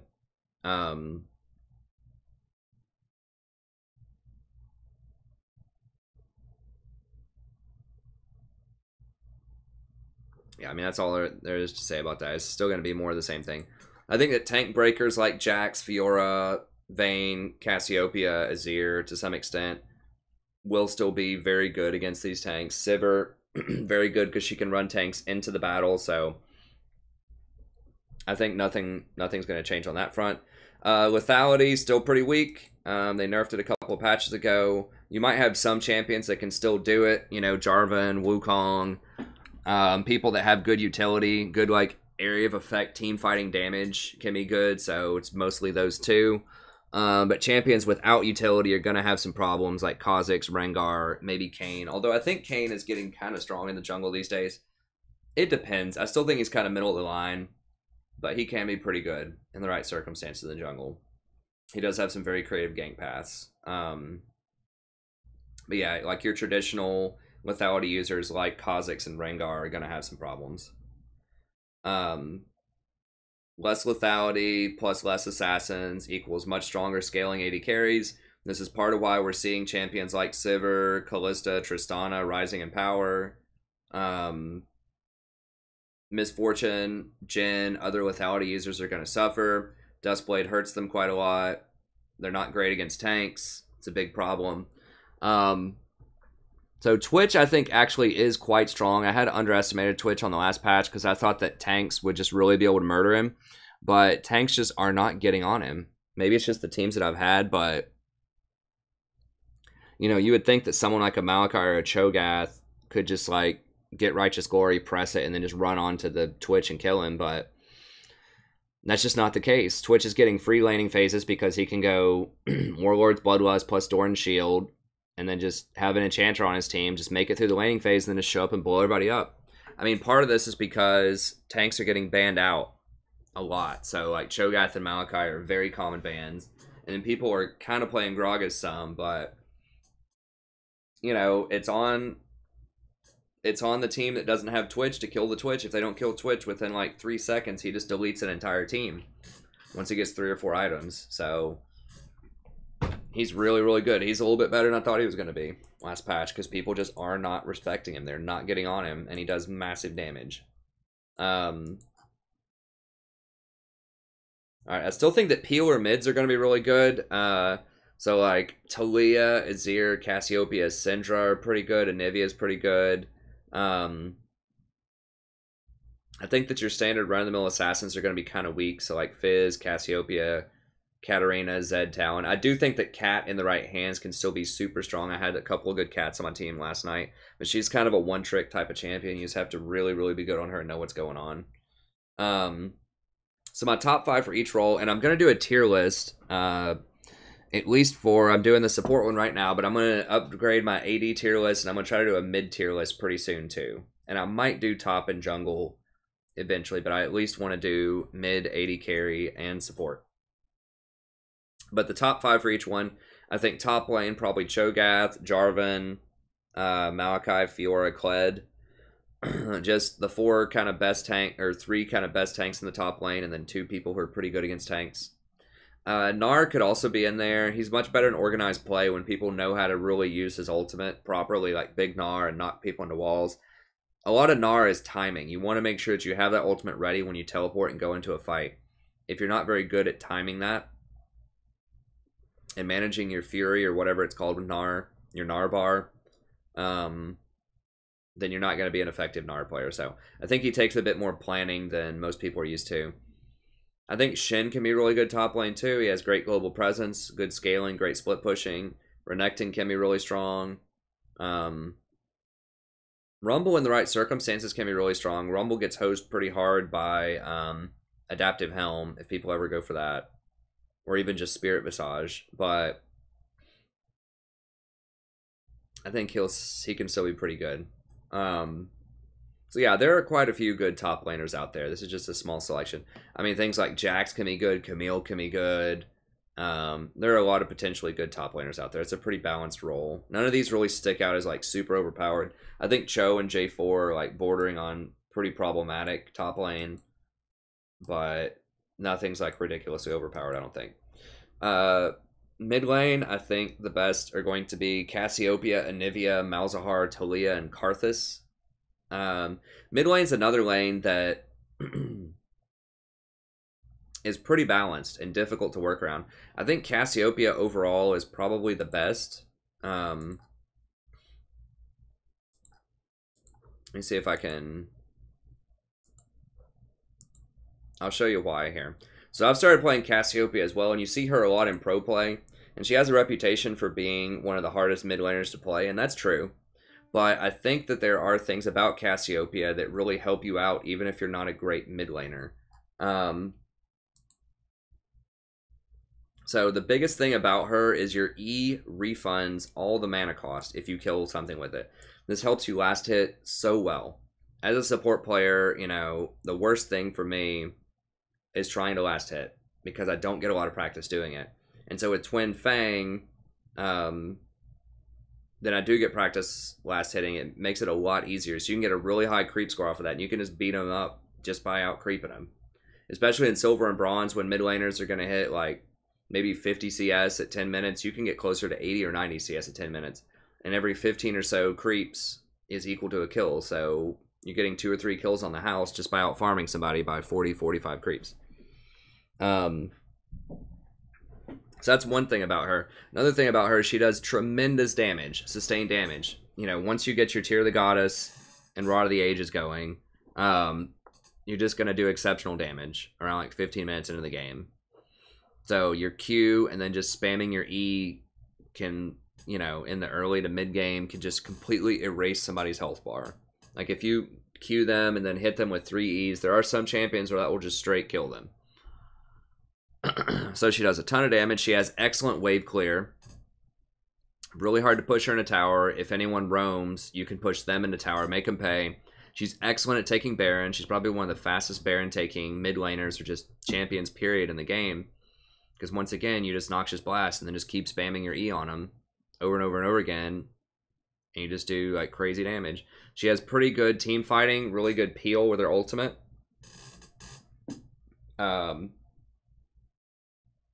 So once again, Nice crowd control, nice utility. It's really hard to run through that miasma. You throw that on people in a team fight, it's super annoying. Because they can't flash through it, they can't dash through it. It's just very, very powerful ability to throw in the middle of the fight. So she's really good at team fighting. She can be pretty good at 1v1 because she has kind of the ace up her sleeve. If she hits this Petrifying Gaze, fight's over, you're going to win. Good sustain damage, good push, wave clear, good objective control with Baron, excellent scaling because she doesn't buy boots, so she gets a 6th item. So not only does she just do insane damage on her Q and her E, but she gets more items to make those abilities hit even harder. So that's why, in my mind, she's the number 1. I have Anivia as number 2. That might come as a surprise to some people, but one of the big criteria for me is how well does it wave clear? How well does it siege? Because so often, if you fall behind in a game, if you can just manage to siege it out and just stop them from taking towers, then you can recover and get back into the game. Or if you're trying to push against the enemy, just being able to get them off of that tower, you know, just being able to drop an Anivia wall and then channel your ult near the tower will just run people away from it. Or just channel your ult on a ramp from people who are trying to go in to contest Baron. So she's just very good at controlling zones. And she has really nice scaling and does a ton of damage. Like her Flash Frost, you know, has 320 base damage on it. If you hit somebody straight on and a 0.8 ratio, her Frostbite has a 1.0 ratio and does 300 damage. So, you know, if you hit somebody with a Q and then Frostbite them, you know, in the early to mid game, that can almost one-shot a Squishy. It can come very close. And Glacial Storm does quite a few damage. Damage per second, 240 on the Empowered Storm. So, it's an absolute truckload of damage.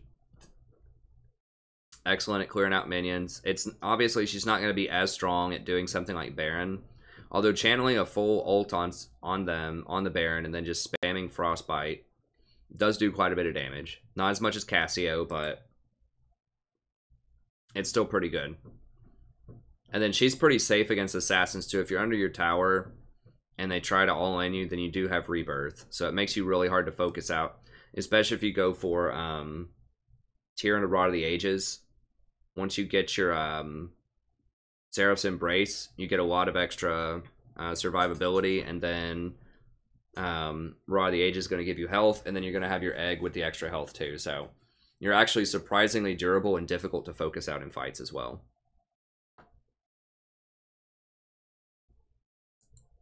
So I think all of that makes her pretty strong. And then Malzahar is another one. Has excellent wave clear, good lockdown ultimate. They did nerf his minions off of support Malzahar, but they buffed his AP ratio on his Q, and they buffed his AP ratio on his E and his ult. So now he does quite a bit. He scales pretty hard with AP. And you can still wave clear with the minions. So you just put your Malefic Visions on somebody, just drop all your minions, and you just push them right to the tower. And just like Cassiopeia in some respects, he also takes down Baron pretty quickly because of the minions. So the minions do quite a bit less damage to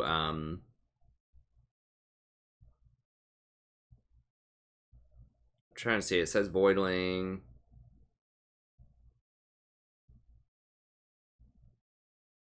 Okay, so it only does 50% damage to epic monsters. So he doesn't take Baron or Dragon nearly as fast as he used to, but it still does quite a bit of damage to him. And you just have a ton of wave clears. So you can just wave clear them right into the tower, roam, make a play bot lane, roam, make a play top lane, invade the jungle. There's just a lot of potential in there. So he has good wave clear and good roaming. A major problem with Cassiopeia and Anivia is neither one of them have great roaming. Right? They're both very slow. Cassiopeia can't even get boots. Anivia has one of the slowest base move speeds in the game. And they're just not built for roaming that much. Like, they're just slow with a lot of skill shots. Whereas Malzahar can potentially be pretty quick. And he just has a press R, point click, lockdown ultimate that almost guarantees you a kill if somebody else is close to you. So I think that makes him really strong. Talia, is another one where she has really good wave clear and she has good roam with her ult. They did nerf her mana a little bit, but as long as you're getting Morellonomicon, you should be okay once you get your last chapter. I'm trying to remember what she gets. I think she gets just like Morello into Leandres or something like that. So I think she's still really strong. She has excellent wave clear, excellent roam, excellent poke. So the mana cost hurts her a little bit, but yeah, once you get Lost Chapter, and especially if you have Lost Chapter with a blue buff, you should be okay. And then one of the surprising ones that I put here, and there's a lot of champions that could be here, but I think Karthus is kind of starting to make a little bit of a comeback. Karthus is just very reliable damage, and that's why I like him. I like things that are reliable, that people can't really mess up, right? Like, you press hard with Karthus, even after you die, and you're going to do a ton of damage. It's just inevitable. It's inevitability that you're going to do a ton of damage. Now, there is counterplay. People can get Zhonya's Hourglass. You're going to have enchanters with heal, shield, redemption, locket, all that stuff. It does make your life as Karthus a little bit harder than perhaps in the past, but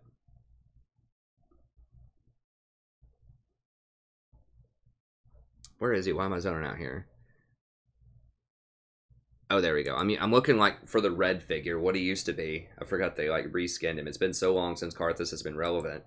But he does farm very easily, because if you get Lay Waste, or Defile rather, you're going to get mana back off your Lay Waste. So it almost perfectly matches mana restored to how much your Lay Waste costs at each level. You do actually start to even gain a little bit.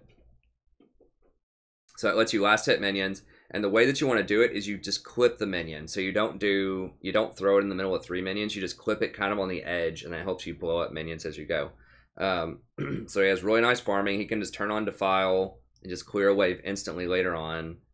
I think he's a tier Rod kind of guy. I'm not sure. Probably like tier Rod Void Staff or tier Rod Death Cap or something like that. And then of course you have his signature move. Pretty high damage, decent scaling, long cooldown, but he could be okay. I mean, another champion that would fit this mold, so he's a person who farms really well and he has insane map presence because of his ult. So he basically has a free roam of sorts, if you want to think of it like that. Another person who could fit the mold, who's kind of an up-and-comer, I think, is Twisted Fate. He's very similar. He pushes, he wave clears. Pretty good single target burst damage. Nice utility with his crowd control. It's very easy to gank for him. You know, if you hit somebody with a gold card in lane, and then any kind of jungler worth anything comes rolling up, it's going to be a kill.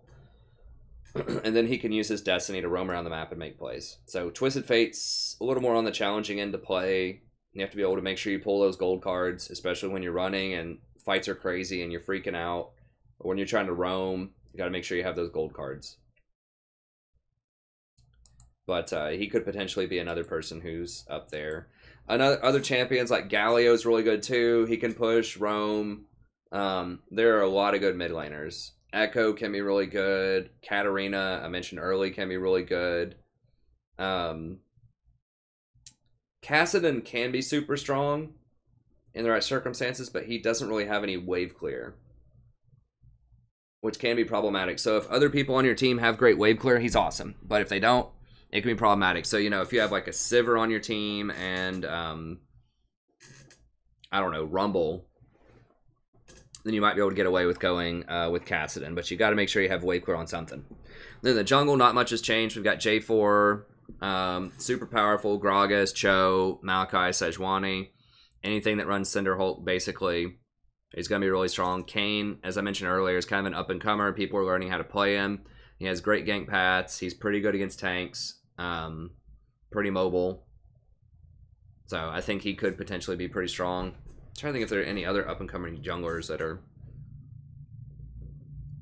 notable. Master Yi's always a threat if he gets really far ahead, especially if it's in a lower elo. Master Yi kind of has problems with tanks, but I still think he can be good. And then AD, I think that Twitch, Trist, Sivir, Draven, and Kalista are the strongest right now. The Caitlyn nerfs do hurt her pretty badly. That nerf on her wave clear is pretty huge. I still think she can be good, but she's got some problems. Xayah is another one who can be really strong, especially with Rakan. Got nice burst damage. She's all right. She takes a little bit more skill. If you're really good at placing those feathers and, you know, recalling them back to you to hit a bunch of people in fights, then she can be quite strong. But, you know, I've seen Xayah's flunk too. Vayne's another one who can be really strong, especially against tanks, especially if you're a really good Vayne player, but she's pretty high skill cap. Jinx is another one who can be really good if you have the right peel, if you have a Janna, Braum, something like that to keep you safe, then Jinx can be good as well. But these are the really good ones. I think that these, I don't know, they're all pretty good, but I think that Twitch in particular is just really, really powerful. Like, he needs to probably be pick banned every game. And then Trist is also quite strong, and then Sivir is strong too. So these three are probably my favorites. Draven can do very well if it's a good Draven player.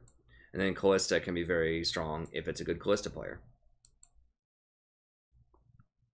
Dang, we're already at 120.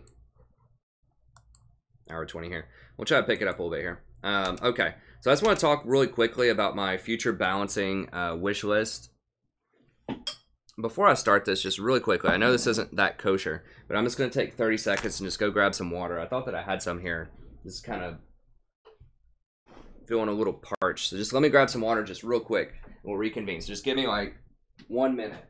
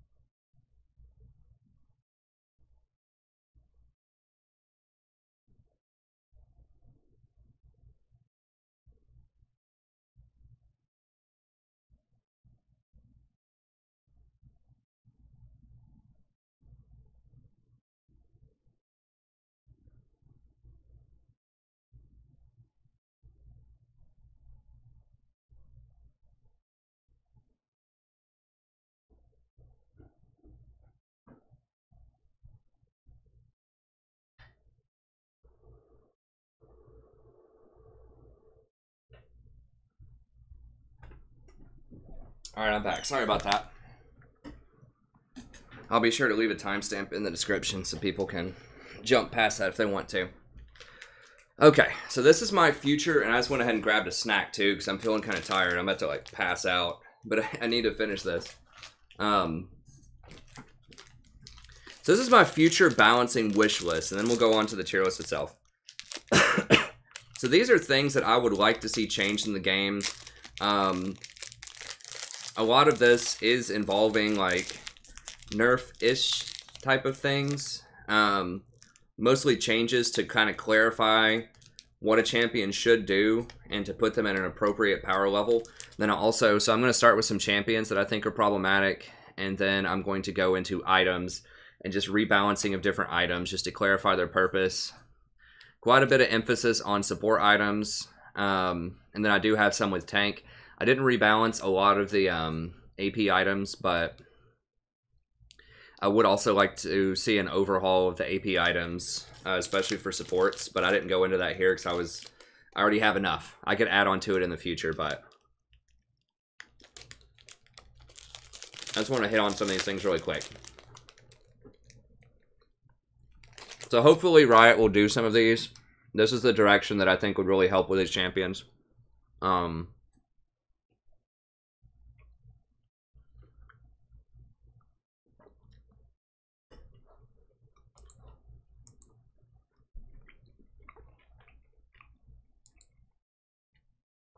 Alright. Okay, so first off, Blitzcrank. Blitzcrank is just kind of a... He's a feels bad champion, right? Like when you're playing him and you hit your hooks, it feels good. But when you're playing against him, it just feels really bad. It feels like there's almost nothing you can do about it a lot of times. Like all you can really do is like dodge the hook, but because of the way his W is structured, he can just run you down a lot of times and just uppercut you with his E and then hook you anyways. There's not really a lot of counterplay for a lot of champions out there, especially enchanters. So, you know, once he gets boots of mobility and he's like level 9 or so, it can just feel like there's just a lot of problems with his kit. And a lot of it is he does an absolute ton of damage too by himself. Like, he can almost solo kill you by himself without the AD carry even touching him. That's another thing that's really kind of feels bad about him. If we look at him real quickly, his numbers are just like absurd for a support. He's always been a terror in solo queue since season 1, but now he's even getting played in pro play. And if like you have a Blitzcrank that's getting played in pro play, there's some stuff's out of whack a lot of times, right? So he is fun to watch, you know, people landing hooks, but he's very one-dimensional too. And so the way that I wanted to rebalance him is to kind of focus on that fun, focus on the hook part, keep that strong, but then sort of give him concentrated power, like windows of power, and take away some of the excessive power in his kit. So with his Q, I actually wanted to lower the cooldown to 20, 18, 16, 14, 12. So this is kind of my compensation buff here that I would give him, because that's something that is cool, the hook. If he lands the hook, that's where the skill comes in, right? He lands the hook, it's powerful, you can dodge it, there's counterplay to it. That's something that's good. So I think we should have more of that. So I gave him a little bit more of that. So I gave him the hook. I lowered the cooldown so you can get it down to 12 seconds. You get more CDR. You can probably get that down to like 8 seconds. He's still going to be gated in large part by his mana, but now he'll be able to take more hooks. So I think that's good. I want to lower the damage, however, to 80, 125, 170, 215, 250. His damage is just too far out of line. I mean, on a support, you should not ever have a 300 base damage ability on a hook. That's just ridiculous. It should be something more like what Nautilus's hook is, which they increase the damage on that, but I think it's closer to 250. And so that's where I want to go with it. Take it to 250, lower that ratio down to 0.7. Why does it have a 1.0 ratio? That shouldn't be a thing. It's because he's an old champion from like season 1 when those kind of ratios were acceptable. But that's just way, way, way too much damage. And scaling on a Q. Now his overdrive, and then I also wanted to reduce the range by 900 and maybe just reduce the width just slightly. Not huge, but just a little bit less width on that hook. His overdrive is another like sort of complicated ability. It has this extra attack speed, which is really unnecessary, but I just left it on there. And the fact that he can get 90% movement speed. Now, it does decay over the duration, but he gets 90% movement speed. It lasts for 5 seconds, decaying, and he has mobility boots. This is what probably the most overpowered thing about Blitzcrank is.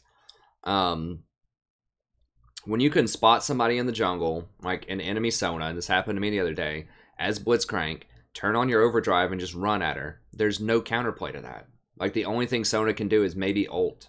And this is on such a low cooldown. Like, you should not have a free, like, ghost on steroids in your kit. Because that's not what Blitzcrank should be all about, is running up and hitting people with a guaranteed Power Fist knockup into a hook plus ultimate and then just deleting them, right? He should have to hit those hooks from a distance. He should have to display the skill to hit the hooks from a distance. He should not be able to run up and just auto attack somebody. That's not really what his design should be all about. And so I wanted to limit that a little bit more. I still want him to have that, but I lowered the movement speed to 30, 40, 50, 60, 70 speed. So it does go up. It just doesn't get to 90% speed, and it's lower at level 1. So now you have to actually put some more points into it if you want it. So you can't just level 1 have like 50% move speed. Or 70% move speed at level 1. You actually have to put points in there. Because a lot of times, you know, Blitz will want to level up his E because that's more crowd control. Like, obviously, Hook is first, but then E, and this is just kind of your 1-point wonder. But that's too much of a 1-point wonder. 70% for 1 point is too much. So I want you to start at 30, and I want you to have to invest points in here if you want that speed. I think it should only last 3 seconds instead of 5. 5 is just way too long. It should just give him a little burst of speed so that he can reposition and get a good hook off. It should not last long enough for him to run somebody down from a screen length away with Moby Boots. So give him that extra little burst of speed and then have it fall off after 3 seconds. In compensation for these changes, I want no slow duration afterwards. This is just really funky where it's kind of a feels bad where, you know, he has this insane power and speed for 5 seconds, and then he's slowed for 1.5 seconds. And they're trying to do this to offset the power. But since I'm offsetting it by just changing the numbers into something reasonable to begin with, then you don't really need this downside. So we'll get rid of that. And then I want to give him more chances to speed up and land those hooks. So I'm lowering the cooldown per rank from 14 to 10. So once again, you have to get points into this. You can't just put 1 point in here and just be out of control powerful. You have to choose whether you want the W or the R, or the W or the E rather. But if you choose to level up the W, you now lower your cooldown to 10. So if you level up W, you're going to get more move speed up to 70, and then you're going to get your cooldown reduced down to 10. So this gives you more windows of power. So you can run up, you have your 3 seconds, take a shot at a hook, okay, it missed, whatever. You're going to be able to do it again, you know, 30% faster than you could before. Going to have your W, run up, try to get a hook, and so on and so forth. It could also be on the table to lower the cost a little bit on that. You know, you could lower it down to like 50 to compensate if you wanted to. But I think just taking away the charge, auto attack, engage, and forcing it to be something where it's repositioned for a hook, I think that's much more interesting and would force Blitz to show a little bit more skill. And then R, I took away the passive bolt.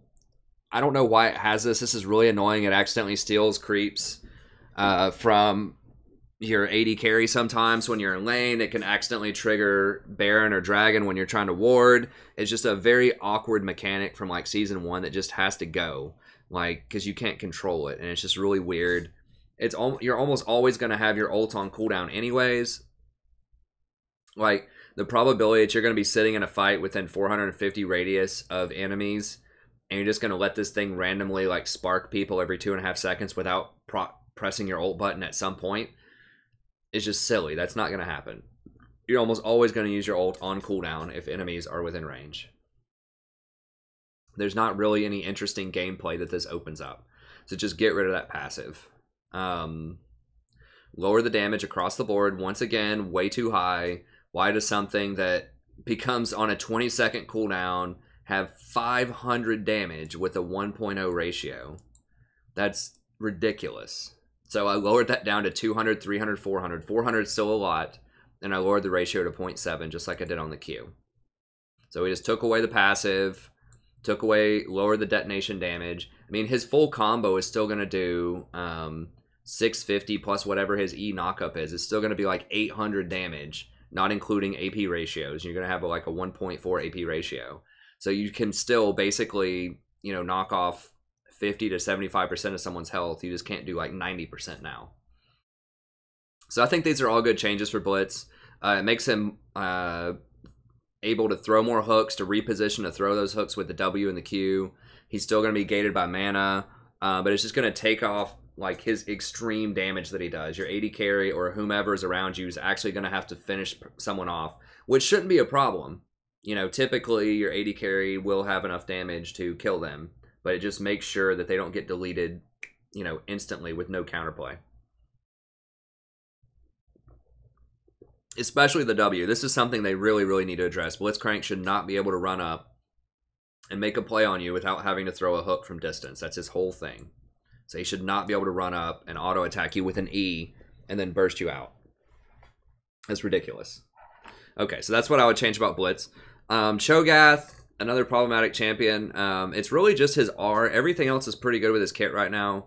I just want his R to have a little bit of a longer cooldown early, so he has to choose a bit more whether he wants to stack it or use it to try to kill people. That's a very interesting choice, and I think that right now he gets a little bit of both worlds where he can stack it a couple of times and then still chomp people. I want to see that cooldown increased a little bit to go 90, 80, 70, but late game I want him to have it up for team fights, so having a lower cooldown late game makes sense. Take away the 1,000 true damage to monsters. Why is that necessary? Why is it necessary that Cho'Gath, in addition to everything else he can do, can just magically outsmite everyone except for Nunu in a game? Like, you shouldn't have the top laner able to beat the enemy jungler in a smite fight. I don't think so. I mean, he already does enough damage with his R. So if you want to go up and R them and deal, you know, 800 true damage, that's fine. But just the 1,000, especially at level 1, at least have it scaling, right? Like, if you don't want to completely remove it, at least do like 800, 900, 1,000 or something, depending on the level of your ult. But just 1,000 straight up at level 6 when the enemies, when you're contesting Dragon, you know, at level 8, and all of a sudden you can smite for 1,000 true damage where the other jungler is only going to be able to smite for like 700. It seems a little goofy. And then the big problem with Cho is he can delete squishies. He can do like 80 to 90% of their health, just boom, right off the bat, they're gone without any other interaction. So it's very similar to Blitzcrank, where he can just run up, he can get Righteous Glory, and just run up and press R on somebody. He doesn't have to land a Q. He doesn't even have to silence them a lot of times. He can just run up and press R and completely just delete Ashe or whatever. And that's just not a healthy play pattern for a champion that, you know, will have, whenever he does that, whenever he gets Righteous Glory plus Gargoyle Stoneplate, it's not going to be a healthy pattern for a champion that has like 3,000 health that can go to like 6,000 with Gargoyle. You know, that's like assassin level damage on a mega tank that's almost impossible to kill to begin with. So, you know, that's kind of a violation here where power should be proportional to risk. There's no risk when he runs in because he wants to be in there anyways, and he's super tanky. So I said he can keep his health. I mean, there's a chance he should just lose the health scaling altogether on his ult, or turn it into magical damage instead of true damage. Those are both other options. But I said he could keep it, but he only gets the 10% bonus true damage if the enemy is below 50% health. So that means he can still kill squishies if they're at 50%, but he just can't kill them if they're at 80 or 90% health. So this will let him still execute people with it, but it won't let him start a fight with it. So now he has to run in and hit somebody with a Q and then W, maybe auto him or once or twice, and then he can do it.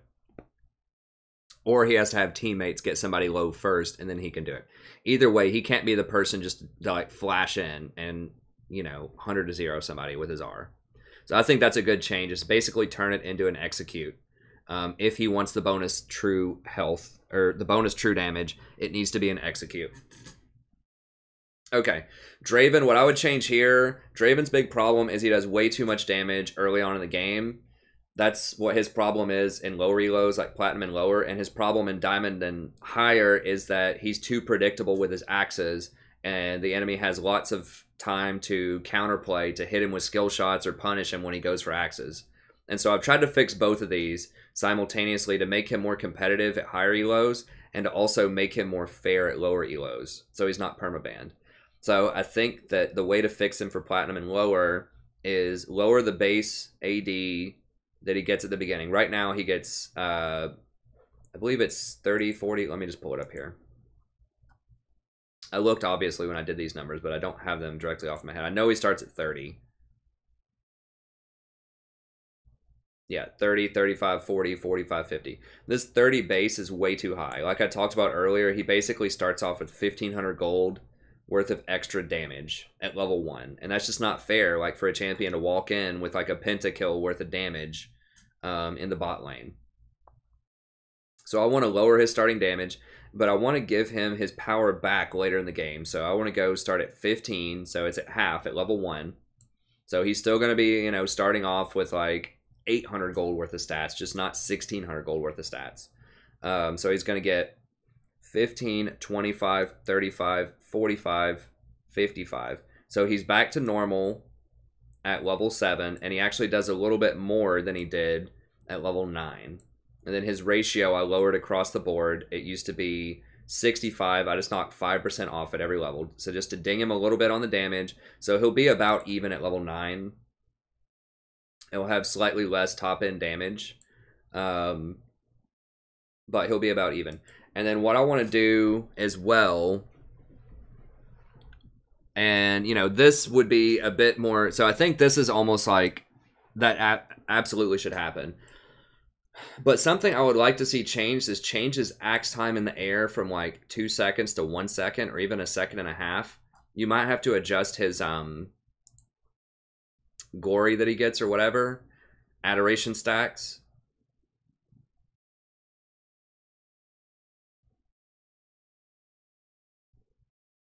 He gains a stack of adoration. So this would let him gain stacks really, really quickly. So maybe, you know, so what I want to do is change his spinning axe to where it's only in the air for 1 second instead of 2 seconds. So the main thing there is that would allow much less counterplay to him. So, you know, the enemy's not going to have as long to spot, oh, the axe is going there, I'm going to throw my Nami bubble there. Or, oh, the axe is going there, I'm going to, you know, throw a Caitlyn Q there or something at high elos. So they won't be able to punish him as much because they're not going to have as much time to react. So he's not going to have as much time to react either, so he's going to have to be faster to catch those axes. But at the same time, I think that will tighten up his playstyle, and it's not going to get... It's going to make it much harder for the enemy to interact with his spinning axes, to challenge him when he does that. So I think this would make Draven, like, it would require even more skill to play Draven, because you would have to catch the axes much faster, and then it would also require more skill on the part of your enemies to counterplay it correctly. So I think that that would make for much more interesting gameplay overall. Now, the problem with that, though, is he's going to be stacking his adoration much, much faster, which... I don't know. If that gets to be a problem, you could just take off the 2x stacks and just do just whatever times stacks, not 2x. Because he'd be catching them twice as fast. So, if they have to dial it back in terms of the bonus, they can. But, I think that overall, that would be a really good change. Because, like I said, it would require more skill for Draven, but it would also reduce the amount of counterplay at higher elo. Now, this is another one that I think is interesting. The duration of his W is reduced from 3 seconds to 2 seconds.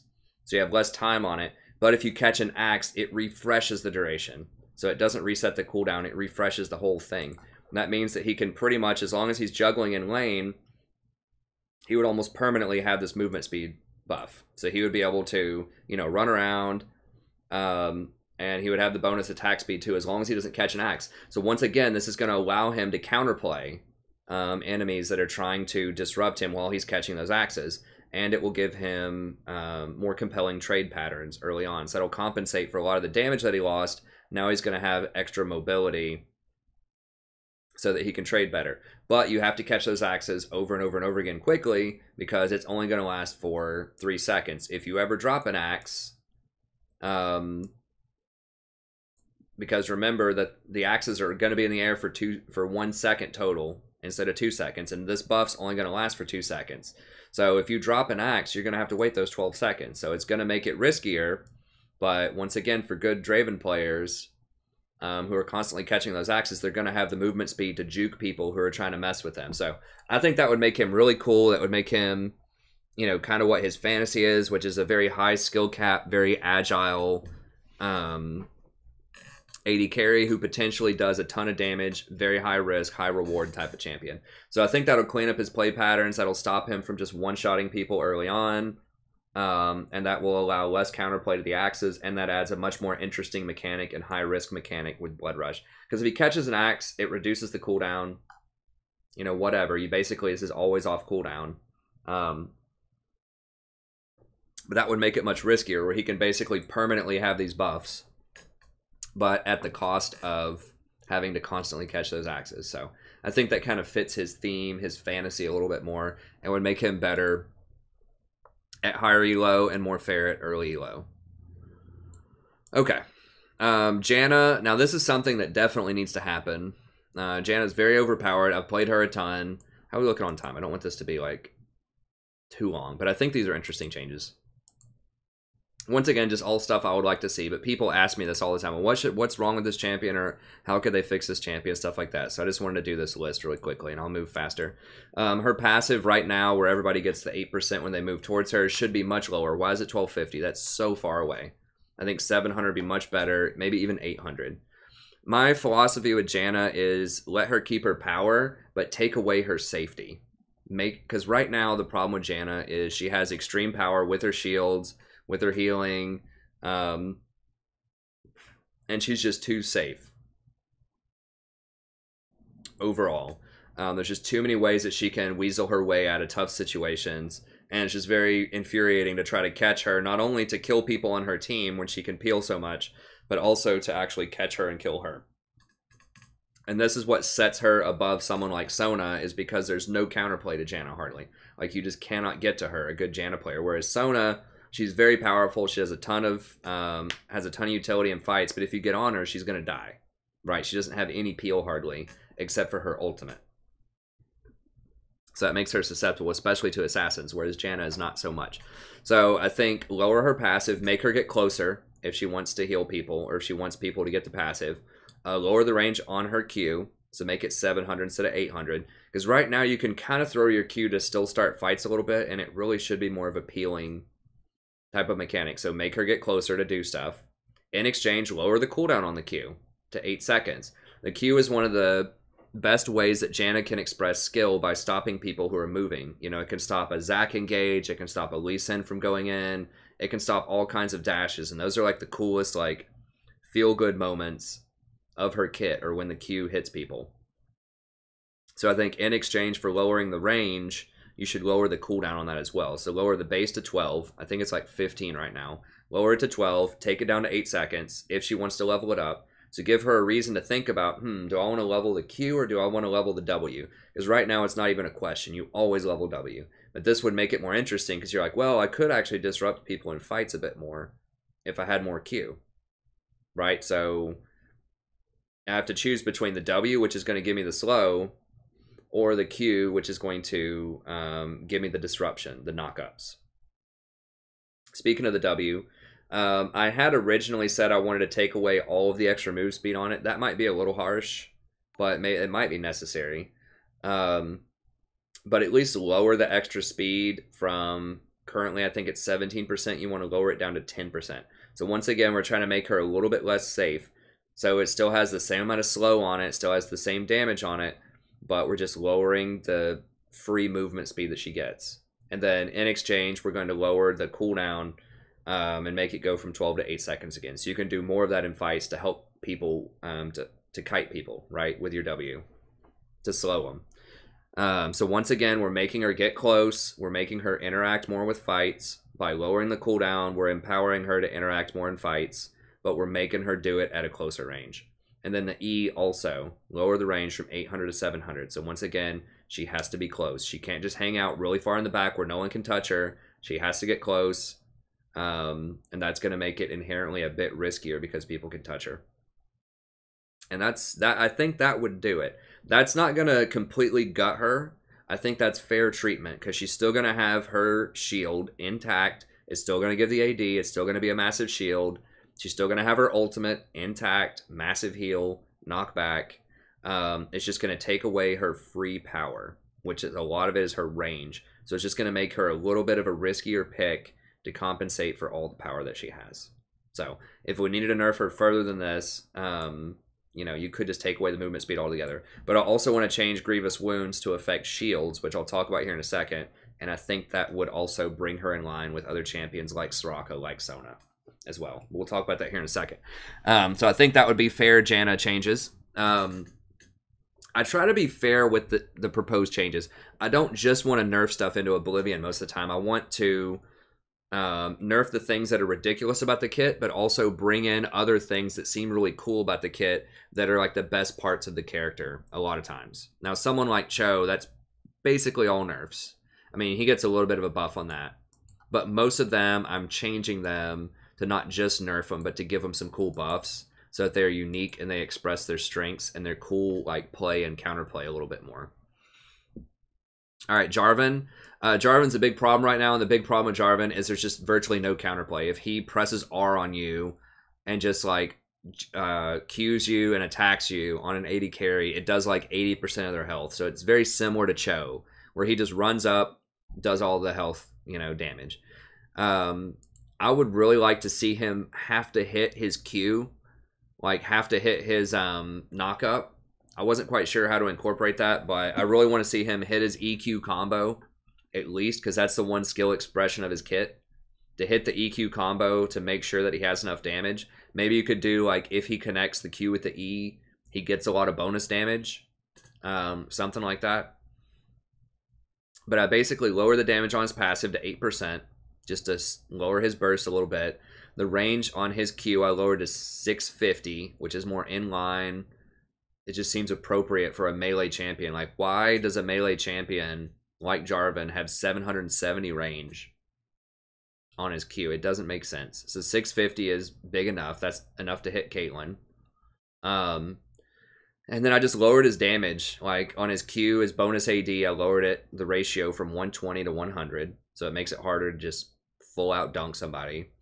I increased the damage reduction on his Q though, because I think that's a cool part of his kit. That's good utility, right? So I increased it to where you have 30 at the top end. So I like that. That's team fighting. If he lands his Q, it's going to do it's going to make the rest of his kit do 5% extra damage. That's fair. And then the R is where I made the most changes. So the base damage, I think it was 200, 300, 400, something ridiculous like that. So I lowered it to 150, 250, 350, which seems a bit more fair. So now if he dunks someone at level 11, he's going to do 250 plus some of this stuff. So he's going to do like maybe half of their health or 3/4 of their health, but not like the entire thing in one rotation. If he does that, I want him to have like 3 items if he's going to do that, not like 1, like Duskblade. And then I lowered the bonus AD once again. So I want him, he can still be, Dunkum Jarvan, but he needs to have more items to do it. He needs to have like 3 items to be really far ahead. So this really isn't going to impact, Cinderhulk utility Jarvan. It shouldn't that much. It's just going to mean that you can't go Cinderhulk and still dunk somebody and do a ton of damage. So once again, it's the same thing as Cho'Gath. If you want the damage, you got to have a bit more, there has to be a bit more counterplay to it if it's going to be that much spike damage. I mean, you could make it to where his ult could be interrupted in midair, so where Janna could knock him back, but that would be kind of a feels bad. I think just lowering his spike potential is probably the way to go. You could give him some compensatory buffs if you want. You could buff his shield a little bit, or, give him some extra health, base health or something, but I think that's pretty fair. Sivir's problematic too because, once again, you can't interact with her. That's a very common theme with a lot of these problematic champions, is you can't really interact with them. They don't allow for a fair amount of counterplay. So, the problem with Sivir, she has a ton of damage, and she has a lot of wave clear, and she's really safe, and she has team utility. So, I think that to compensate for this, so what her identity should be is a team fighter champion with great utility who has pretty good wave clear. But right now, she has great utility, great wave clear, and great top-end damage, and pretty good burst damage. So, I think her W each bounce needs to do 10% less damage than the previous bounce. So not 10% of the total, but 10% of the previous. So a very slight nerf. Just like with Xayah, where her feathers, each one that hits is 10% less than the previous. So what this would do, this should not affect her wave clear that much. Maybe a little bit. It'll slow down her wave clear maybe just incrementally. But what it does do is people are not going to take full damage, because one of the most annoying things about Sivir is when you're trying to siege her and she hits ricochets on the wave, after it bounces on, 5 different creeps, then it bounces to you and still crits you for like 600 damage. That's the problem, is that she can sort of creep these ricochets all the way up a wave and then still hit the enemy team where it bounces all around them for full damage. And that shouldn't happen. That's just goofy. So lower it by 10% less than the previous hit. So not 10% of the total, but 10% less than the previous. I think that's a fair way to balance it. Her E is very frustrating to play against, the spell shield. I think lower the duration down to 0.75 seconds from 1.5. So if you're really quick on the reaction, you can still block spells, but you're going to have a much tighter window to do so. So you're going to have to really like look for it and anticipate and, you know, make it happen that way. 1.5 seconds is just too long, I think, to block. So take it down to 0.75, maybe 1 second, but just make it something that has to be like a real quick reaction, where people can't just guess, where you have to actually see the spell and then block it. Okay, with the R, so what I would like to do with the R, and this is the biggest change, is take away the passive bonus attack speed on Ricochet. Why does she just magically get 50% attack speed whenever she turns on Ricochet? That just seems just way too, just like too much just free power in her kit. She doesn't have to really do anything extra to get that. It doesn't really fit the theme of her kit very much. So I think just add 30% extra attack speed to all allies affected by the ult. Now that's a theme. So now when you run in, you get that war cry, everyone's all hyped up, they're running in. It would make sense thematically, both with what she's doing and just kind of like logically with that ability for everybody to get some extra attack speed. So that's what I want to do. So I'm taking off the attack speed off of her Ricochet so that she doesn't just get a bunch of free attack speed, you know, passively for no reason. And I'm turning it into making her R her really important moment where she runs everybody in, like this very concentrated window of power that's easy to identify. And it gives her power, like not throughout the entire game passively, but at these one focal team fight moments to reinforce her as a team fighting, you know, AD carry. So I think that would be really cool. Now that's not, I don't think that'll be too overpowered because there will be some champions that don't benefit much from that, right? Like, so your Janna, not going to benefit much from attack speed. Your Malzahar middle, not going to benefit much from attack speed. But if you have champions like Yasuo on your team, or you have champions like Kled or Kayn, or, you know, people like that, then the attack speed might actually help them. So I think that that's another cool way. It also reinforces wanting to use this offensively. And that's another annoying thing about Sivir is this is on such a low cooldown and she'll just use it defensively. So she'll just run up and get that passive Ricochet attack speed and just clear a wave in bot lane. And then she'll use her R just to run away. Right? Well, now if you force her to run away, you're taking away a lot of power in her kit. You're getting rewarded by forcing her to use it defensively because her team's not going to have that 30% attack speed bonus. So this encourages you to use this offensively to start fights instead of to use it to run away, which makes sense with how Sivir should be played, I think. So it takes away, you know, some of her feels bad moments when she just gets away and you can't catch her, and it gives her some more feels good moments for the Sivir player. We're like, yeah, I'm really powering up the team and I'm going in and, you know, crushing people. So I think that's really cool. It solidifies her as a good utility support and takes away some of the more annoying gameplay patterns. Okay, Tristana. I want to see the attack speed changed on her Q to lower it. I want to give her more early.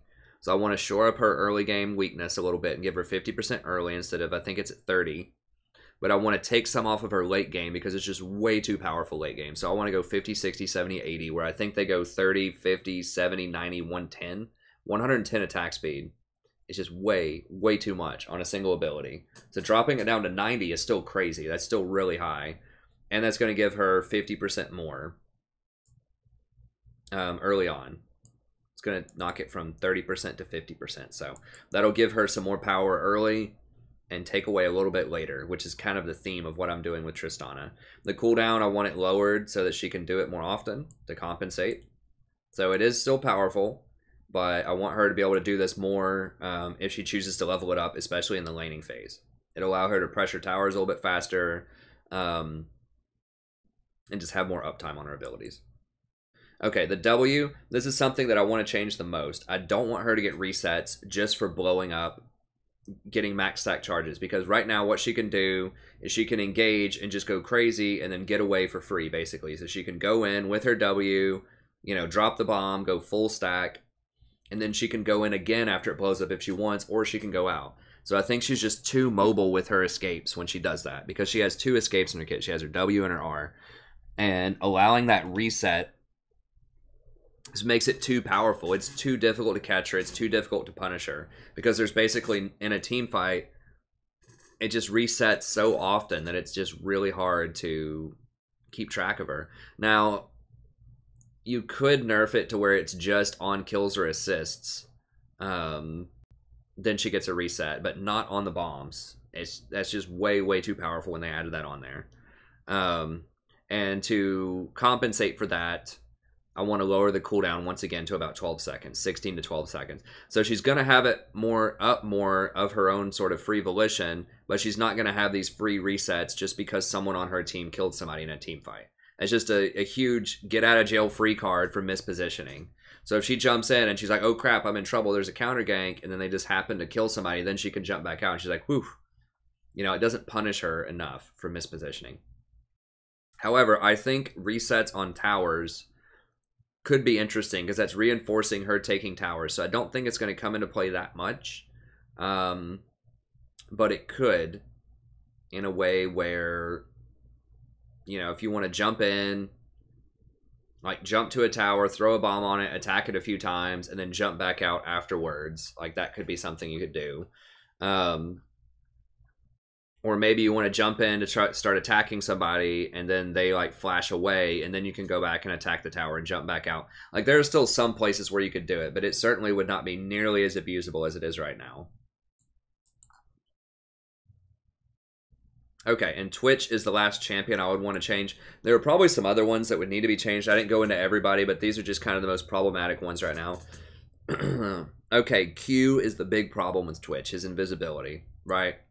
The biggest thing that I want to do is remove the reset on kill or assist. Very similar to Tristana, it just gives him too many get out of jail free cards, right? So if he opens up in melee combat and kills somebody, then he can just pop, go invisible again, and run away. It just allows him too much repositioning power without much counterplay. And so very feels bad for an opponent when they can't find him or locate him. I mean, yeah, they can drop a pink ward maybe, but opening up at 850, he can actually do that outside of pink ward range. So to compensate for this, I do want to give him some compensation, so I don't want to remove the Q. I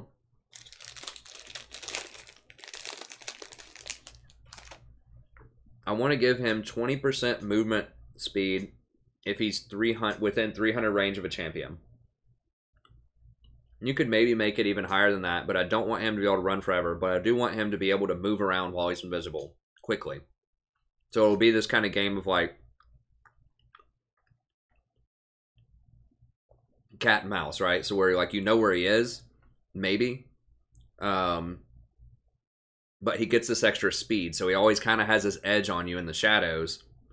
But you can actually potentially get him. That's what I want. I want the cat and mouse game, but you can get him. So I want the 1 second stealth to be a channel, and I want that to be interruptible. So if he tries to channel for 1 second to go invisible, when he goes doot doot doot doot, when he does that, if he gets stunned by something or binded or like hard locked, I want it to cancel the channel. So that will give you some counterplay to the stealth. Because right now he can just, boom, go invisible 1 second. It doesn't matter how much you're beating on him. He can just go invisible for 1 second and just run away. There's virtually no counterplay to that. Like, all you can do is if you have a pink, drop a pink and try to run him down. It was just very frustrating. Because it used to be when he was getting attacked, then it delayed his stealth for quite a while. So I thought about going back to that. But I said, you know what? We'll let him go invisible and then just turn it into a mini game. So hard CC would break the channel. I want him to always be invisible if it's within 200 range. So if he goes invisible, like you're already on top of him melee, and he goes invisible, I want you to still be able to see him, kind of cloaked. And then if a hard crowd control hits him, I want him to be visible for 1 second. So, you know, if he is, you know, trying to run away and he's invisible, and Ash hits him with an arrow, I want him to appear, you know, for 1 second. So I just want him to be able to flicker back in, then he goes invisible again if he has enough time on his invisibility. So it's just a 1 second appear if he gets hit. I think that would be a really cool counterplay. So now he can run around. He gets the 20% move speed, even if he's running away. So right now, he gets 30% if he's running towards allies. I want to give him 20% all the time, even if he's running away. But he has to be within 300 range of somebody. And he's invisible if he's within 200 range of somebody. So he can skirt around just on the outside of them if he's really close. And that'll also help him run away, so that he gets out of that visibility range. But he doesn't immediately get out of visibility once he goes invisible. He has to run to get out if he's against someone who's in melee. So I think that's pretty cool. So he has the speed to get out. He just has to do it if they get in his face. And I want to lower the cooldown from 12 to 8 seconds when you max it out. So you can have up to 8 seconds. That gives him more uptime in lane. So if now he's always going to have it up, just about. You know, so if someone tries to come gank him, he's going to go invisible, and then you start that little counter game again. Can they hit him, you know, with the crowd control while he's invisible to make him appear?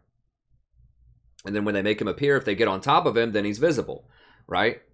So the trick then would be to hit him with the crowd control and then try to get on top of him so that he can't go invisible again. So I think that's a pretty cool game, and this would help him out in lane because, like I said, he would have this would be up much more often. So he would like always have it up. However, I want the duration lowered to 5, 6, 7, 8, 9. It's ridiculous right now that Twitch can basically just sit in invisibility for like 15 seconds in a fight and just wait for everybody to use all their abilities, and then all of a sudden he just shows up. He just sits there and waits, and then just shows up and kills everybody. I want him to have to really pick his engages and just like go for it. So I want to lower the duration to 5, 6, 7, 8, 9 seconds. So you'd still have a full 9 seconds at level 9. That's a long time. So if you go invisible just outside of sight, and then you just sit there and watch a team fight happen for 9 seconds, you have a lot of time to pick your fight. Now, once again, you're not punished as hard. So if you try to, you know, prepare and go in and your team doesn't fight, it's not the end of the world. You just have to wait an additional 8 seconds, and then you can go invisible again. So you don't have to sit there and wait the full 15 seconds again.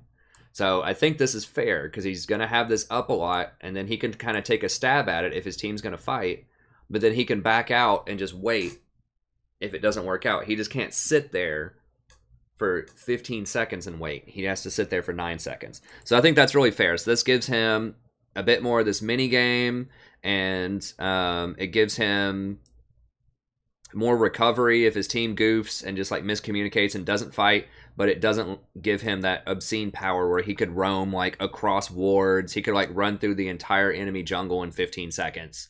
You know, I think it makes it a lot better. And as far as his ult goes, I want the range lowered to 700. I think 850 is just a little extreme. You know, it just makes it to where people just can't touch him if he opens up too far away. So I want 700. I want a little bit more danger in there. He can keep all the damage. I just want people to be able to get to him if they're looking for him a little bit better. That'll put him closer to in range with Alistar, Rakan, stuff like that. Most people don't leverage the full 850 range, but really smart Twitch players do. And it makes it very, very difficult to get to him, because that means that he can basically hit the enemy AD carry from the back line. So he can just fire on him from like 850 away, and almost nobody's going to be able to hit him back. So that's not right that he can hit the back line without any repercussions. Hardly. If he shows up in the right place and he's a smart Twitch. So I want to take it down to 700, and then I want the CD changed from 90 flat to 190 80. So that'll add on a little bit of time early in the game, but then he'll have it up more later in the game. And I think that's a good way to balance. Okay, so let's get into the items really quick. Oh, Jesus, this is really long. Sorry, I probably should have made this a separate video, but I thought this would just be pretty cool to throw in there. So I won't go super long on this, a little bit. So with Ardent Sensor, I think that removing the plus 10% healing and shielding would probably be optimal. This is going to force you overall to choose whether you want healing or shielding, or whether you want this awesome passive that gives the on-hit damage, the attack speed, and all the other stuff. I think overall we need to lower the healing and shielding and I've lowered it on a couple of items. On this one, I'm taking it off. And then on Mikhail's, I'm lowering it by 10%. So that would mean that the maximum healing and shielding would be 30% instead of 50%, plus 30% instead of 50%. And I think that would pull enchanters more in line with tanks. They would still have a stat of their own that's really strong, but not to the point where it's ridiculously overpowering late game like it is right now. So I think just removing the plus 10 healing and shielding because it already has enough power in it. Removing the on-hit healing, so it can keep the on-hit damage. You can keep the on-hit attack speed, just removing the healing. Because that's the most problematic part, because it gives people a free get-out-of-jail card. So people should be weak to poke when they go for the Infinity Edge, Static Shiv, Rapid Fire Cannon, because they don't have a Vamp Scepter.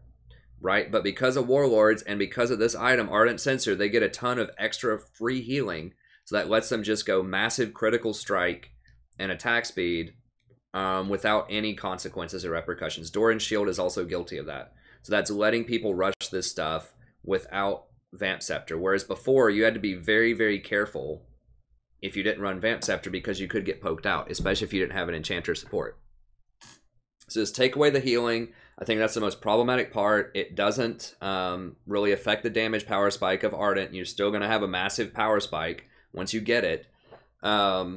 But it's only going to give you, 1,300 stats worth of gold per person instead of 2,000 worth of gold per person. So I think that's helpful. Removing the plus healing and shielding. Like I said, that just creates an interesting choice. It's like, well, do you want to lose the healing and shielding and get the bonus? And that won't affect people like tanks that don't have healing and shielding to begin with. So they can still get it. And still be fun. Like Gragas could still get it, or Tom Kench. It's not as great on Tom Kench. Nautilus, Vel'Koz, Fiddlesticks, all these people could still get Ardent Censer with the Stoneborn Pact, because that's a cool interaction. But on champions where it's ridiculous, just overpowered on them, like Janna, Sona, stuff like that, this would bring them down to earth a little bit. And just lowering the move speed a little bit to 5%. Make it a little more dangerous. Just take off one of those stats. It's like, why is their move speed even on this? It has so many good things. Just lower it down a little bit. It would still be a super efficient item, but this would clarify the purpose that you're adding extra damage. That's why you're getting this. You're adding extra damage to your team through your AD carry, so you're not getting free healing, shielding off of it. You're not getting free extra on-hit healing for your AD carry. You're adding damage. So that clarifies the purpose, makes it a little bit more fair. It would still be an awesome item, even if they did that. Banner of Command. So what I want to do with this item, I want to make this your premier split push item. So let's say your team just does not have a good split pusher. Let's say that you have, so I'm giving it a clear purpose, because right now it doesn't have a really clear purpose.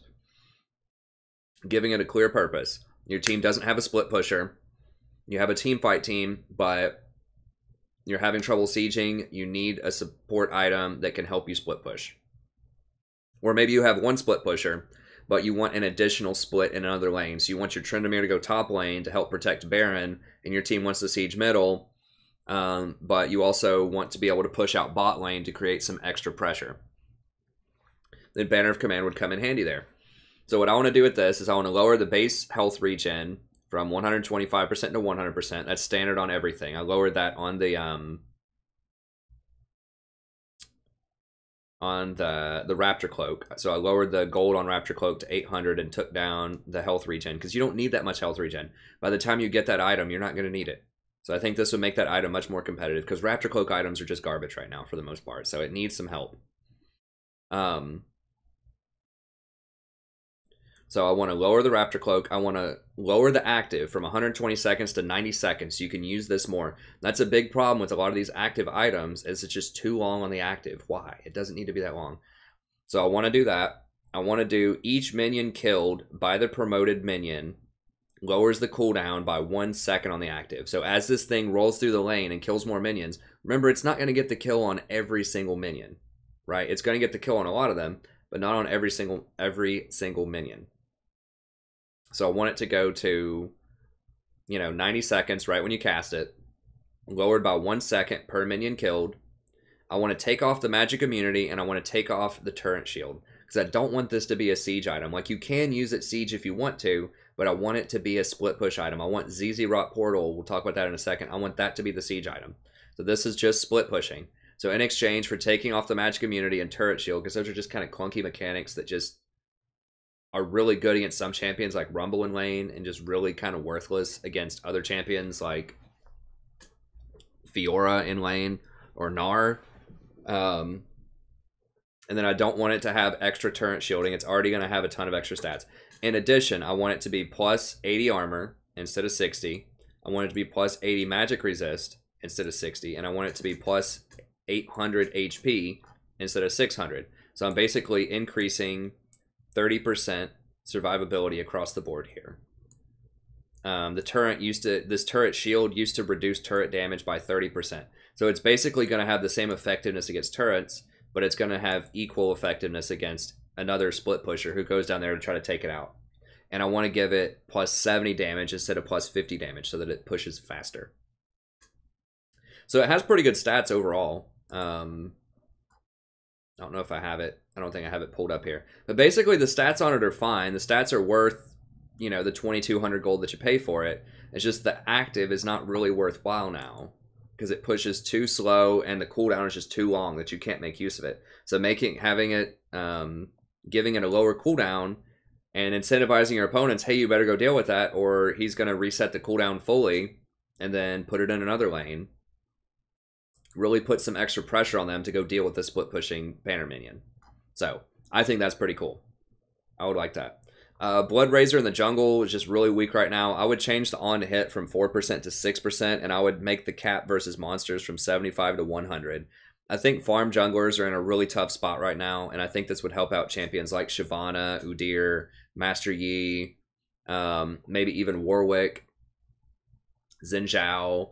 I mean, there are some cases where this could potentially be overpowered, but I think that those champions are in such a weak state right now that giving them a little bit of extra power, I think, would be very helpful. And so just buffing Blood Razor, because right now it's the most garbage jungle item out there. It's just really bad most of the time.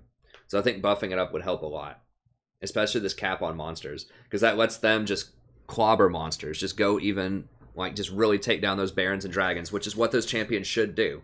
Like, if you're picking someone like a Zen, or a Shyvana, or a Master Yi, part of the allure of picking those champions is that they should be able to do dragon very quickly, right? So I think that's useful. I have the Equinox. I'm trying to standardize all costs, as I talk about up here in my philosophy. I think I mentioned that earlier, where you want power proportional to risk. Items should have a clear identity and purpose. Cost should be standardized across different genres. So like different power spikes and types of items, like your top tier AD carry item or your support item, that type of stuff. And I think that a lot of build paths should be situational and flexible. So I think, you know, most items should be viable in certain circumstances. So that's what I'm working towards with Equinox. We're just lowering the cost from 2,300 to 2,100, and we're knocking out the health regen. We're taking it down from 200% to 100%. So that's actually a little bit less efficient in terms of gold. I think 100%, maybe it's more efficient. I think 100% is worth 150 gold? Let me see. It's worth 300 gold. Okay, so it's actually, you are losing a little bit of efficiency there. So you're losing 300 gold worth of regen. But you're lowering the cost by 200. So I think that's fair. I think that's fair. So that makes a heavy HP item only 2,100 gold, which is very good, but you're still losing some efficiency on the item by doing that, by taking off the health regen. But 200% is way, way more health regen than you need for that amount. So I think that's fair. You're losing 100% overall efficiency, but it's making the item at a much more attractive price point to do it. And then I want to increase Eye of the Oasis from 1,900 to 2,100. This item is ridiculously overpowered. When you start building Eye of the Oasis on like enchanter supports, utility supports, even tank supports, and you're ending up with just as much gold as the mid laner by the end of the game, too powerful. So I think bump this up to 2,100, lower the health regen from 125 to 100%, and lower that passive range, just like I did with Janna, to 700. So it's a little bit riskier if you want that 8% move speed. So this would still be a very powerful item. You still get all the gold, get 1,000,000 gold off of it, but you're just having to pay a little bit more to start up that engine, and you're losing a little bit of the other perks. So that you're really investing in this for the gold. Okay, Eye of the Watchers. Reduce the cost, once again, 2,200 to 100. So now they all cost the same amount, 2,100. I want to increase the on-hit damage from 15 to 25. And that really solidifies this item as an early game harass item. So that's just on once you complete Eye of the Watchers. The other stuff is still going to be 15. The tier 2 is still going to be 15. But the tier 3, I think if you're going all the way with Watchers early, if you're spending that much gold, then I think you should get a little bit of a bonus. So when you complete this around 12 minutes, a lot of times that 15 extra damage is irrelevant. But getting 25 extra damage, that could be something useful. And then I want the tribute speed, so that extra little boost in speed that you get of 50%, I think. I want that to be increased from 1 second to 1.5 seconds. So that will actually let you have more time to escape when you're doing that. Or to engage on people if you're trying to do that with an AP champion. Most of the time you're trying to kite back or run away from a jungler that's chasing you. So I think that'll help. And then I want to change the stored charges from 3 to 4.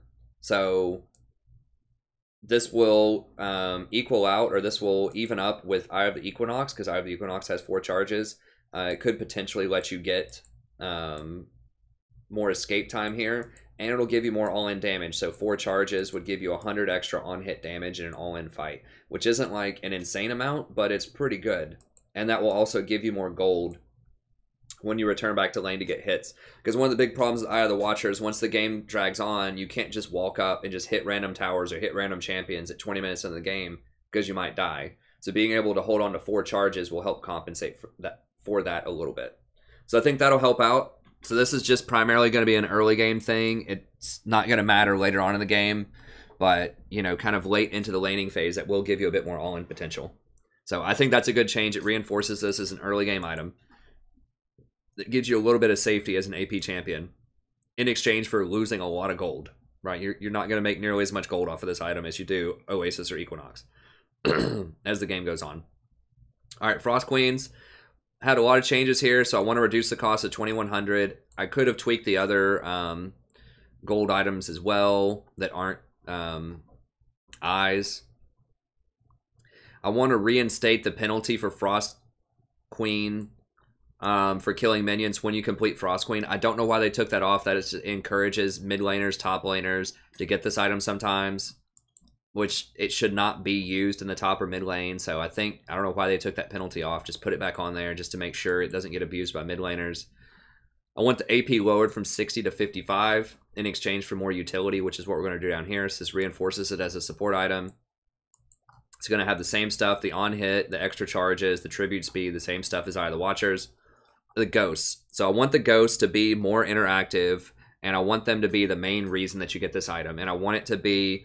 I want scouting, I want intel, I want safe information about the map, and I'm investing in the Frost Queens to get that safe information from these ghosts. That's kind of what they used to be, but they were getting abused because people would use them to get the, I think it was 30% slow or something for 4 seconds at somebody point blank. So you would get like a free slow with a brand, you just throw it on them, boom, they're slowed, hit them with all your stuff. And it was on a 60-second cooldown, which was ridiculous, and that's why it got nerfed. I think last season, because people weren't using it for its intended purpose, which was scouting. I mean, they were, but they were also using it just point blank in fights, just as extra crowd control, which is too powerful. So now the CD is 90 seconds, and they changed a lot of stuff about it. What I want to do is turn it into 70 seconds. So we want to lower that CD. Then I want anytime you get tribute procs to lower it by 3 seconds. So anytime you proc these things, then I want 3 seconds off of it. So this encourages you to fight people, to hit towers. And as you're doing that, as you're fighting, as you're pushing up in lane, as you're pressuring, as you're hitting towers, hitting people, this is refilling, so you can use it to scout to see if you're going to get ganked. So it encourages you to be aggressive, and for that aggression, you're getting extra intel. And so I think that's a really cool play pattern. I want ghosts to be able to move through walls. They're ghosts. They should be able to move through walls. In exchange for that, I want to lower the range so that it doesn't reach halfway across the map, but rather only reaches a pretty small radius of like maybe a screen and a half. It's a 1800 range, but it moves through walls, just to kind of clarify. Because there are some parts on the map where like the terrain, it takes them a ton of extra time circuitously to move around and get to where the champion is. And that just feels like that could be a real balancing problem. Because in some places, like if you're just throwing it up a flat area like mid lane, you know, it can go 4 screen links away to see if someone is, you know, walking up mid lane right now. But if you're in like certain parts of the jungle, it might only go like a screen length away because it has to wrap all the way around. So just make it standardized. They're ghost. They go through walls, and then you lower the overall range. I want each ghost that finds an enemy. So if it successfully touches an enemy, I want it to reduce the cooldown by 10 seconds. So I think that you should be rewarded for finding enemies. So you find somebody, you get rewarded. The speed I want changed to 450, so I want them to move pretty quickly. So if you see the ghost, it's going to be hard to outrun them without using a flash or a dash. I want the travel duration changed to 4 seconds. So it's only going to travel for 4 seconds instead of however long it was before. So it's just 4 seconds, 1800 range, going 450 a clip. If it finds somebody, I want it to reveal them for 3 seconds. I want the slow to last for 30 seconds. So a pretty good slow, but not like overpowering, not the 40% that it was before. So a 3-second slow for 30 seconds if it finds you. And I want the slow to only apply if it's 900 range or more. So if they're pretty far away, I want them to get slowed.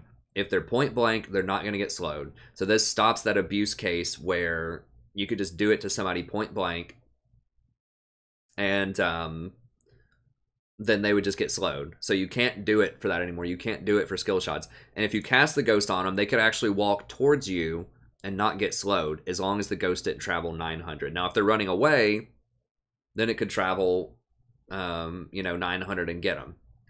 So I think that's cool. And I think I want like a spooky sound on the person who gets targeted by the ghost. So they know they're targeted. So they're like, okay, a ghost is coming for me. I need to run so that I can get out of range of this thing.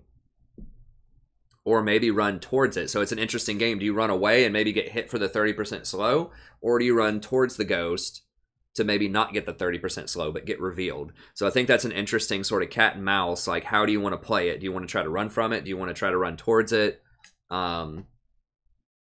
What are you going to do with it? How much are you in danger? Can you stand to be slowed for that 3 seconds? Or do they have an Ash Arrow or a Gen ult or something that's going to be able to hit you?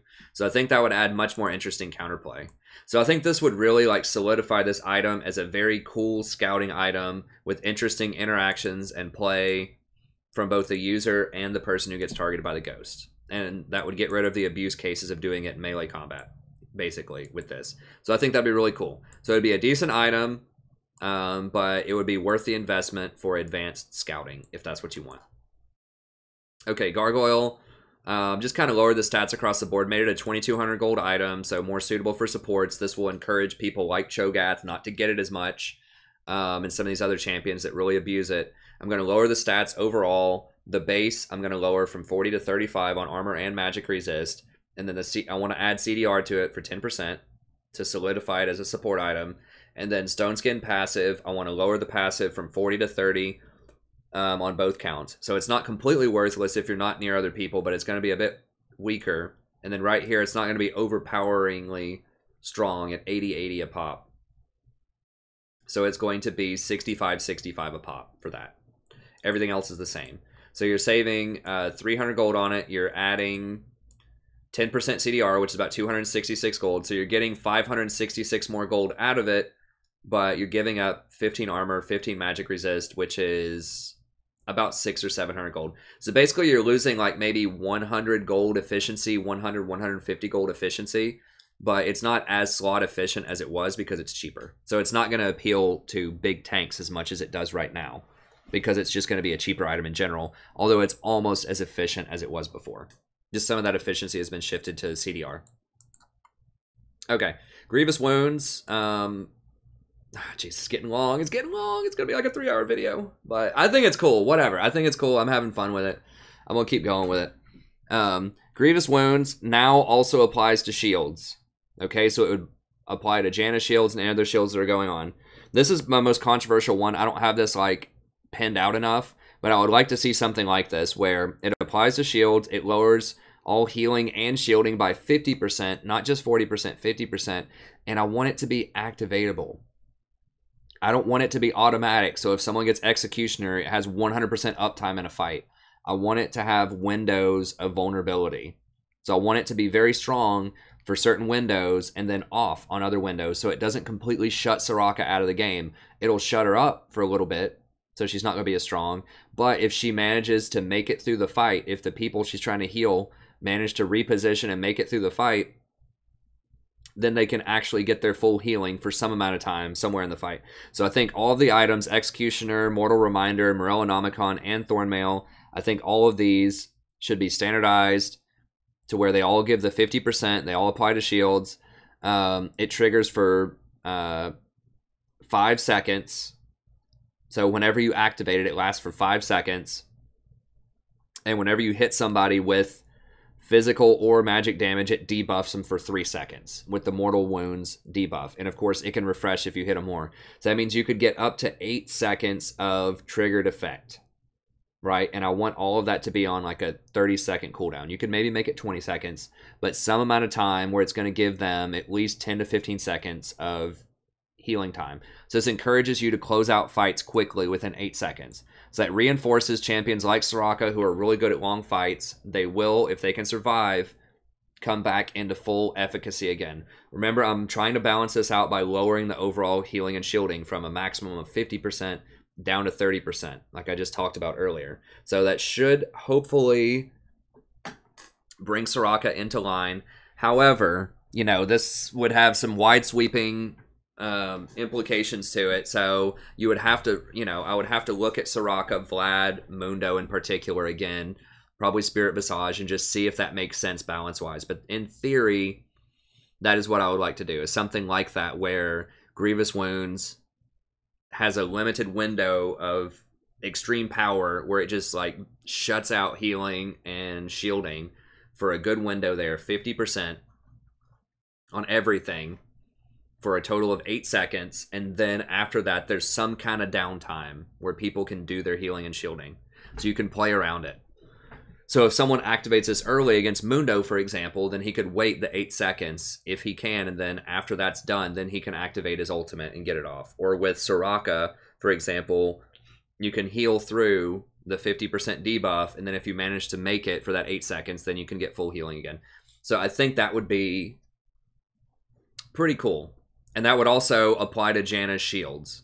So Janna wouldn't be the queen anymore because she bypasses Grievous Wounds, which she is right now because Thornmail doesn't affect her, Executioners doesn't affect her. It affects her ult, but not her main shield, which is what makes her stronger than champions like Soraka, Sona, and other stuff. Okay, so Lock of the Iron Solari. I just want to lower the stats a little bit here. Magic resist down to 50, armor down to 25.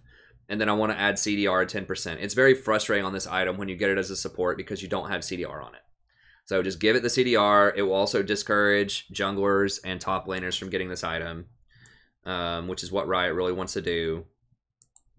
And you're still going to have the awesome team fighting presence of it. So I think this would be really nice. So it's neutral in it's basically neutral in terms of overall gold efficiency. It's just adding CDR to it.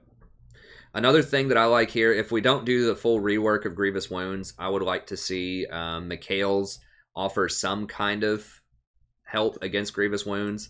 So lower the shield power from 20 to 10. Then I want to change the passive.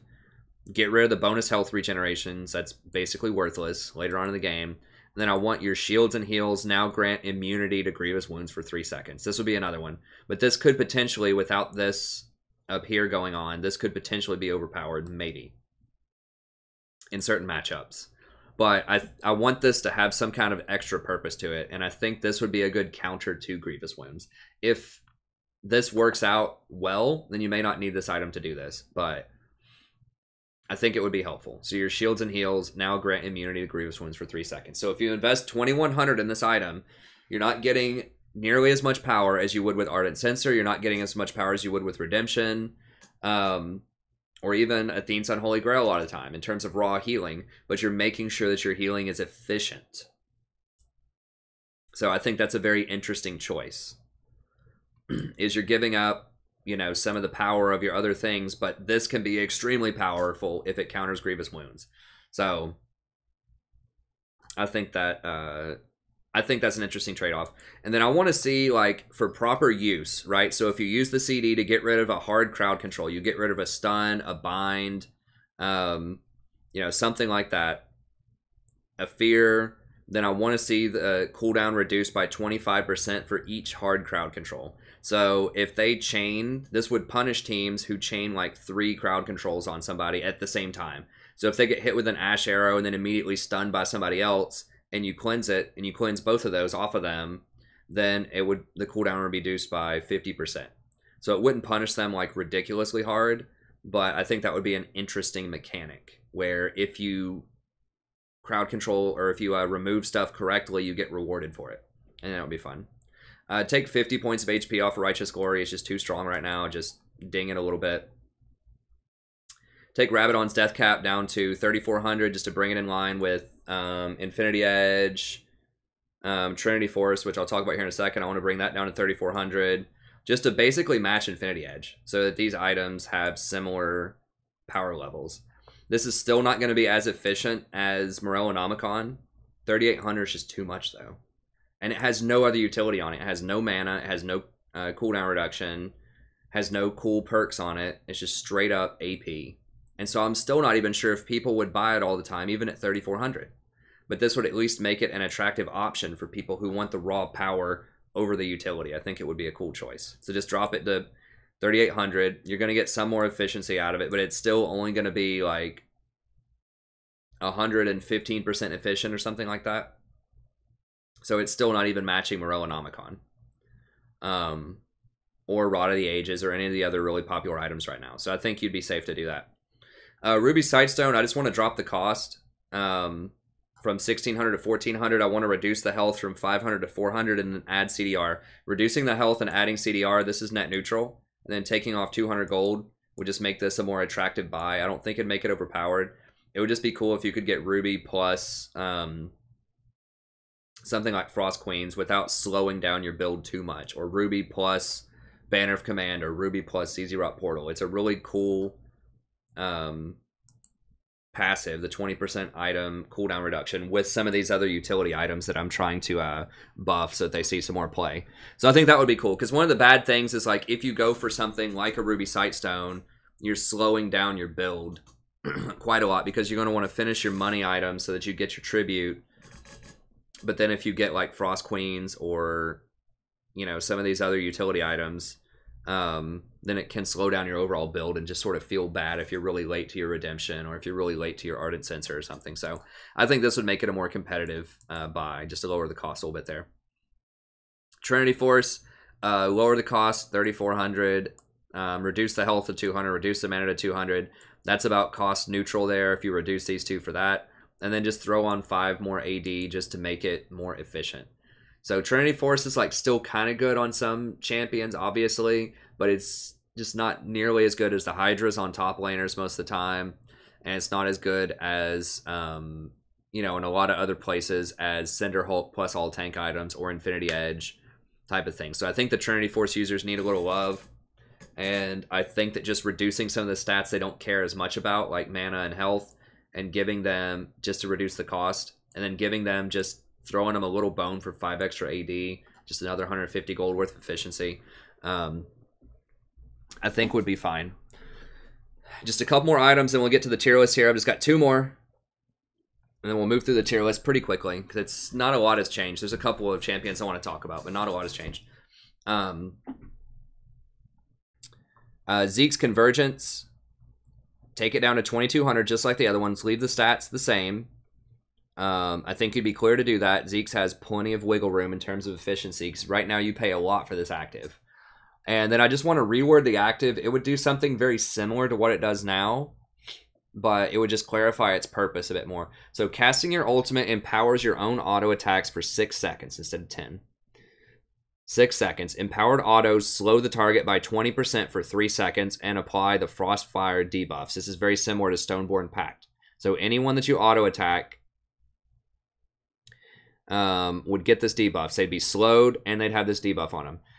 When your partner auto attacks an enemy with the Frostfire debuff, they deal 30% additional on-hit damage instantly. Because right now it says they do 50% over 2 seconds, but I can't find a clear answer about how much that is on hit. Because obviously they're going to keep hitting the same person most of the time, right? So they're not going to wait 2 seconds for that burn damage. And I'm sure that it doesn't stack, it just reapplies. So what does that actually mean? Is it 25% per second for 2 seconds?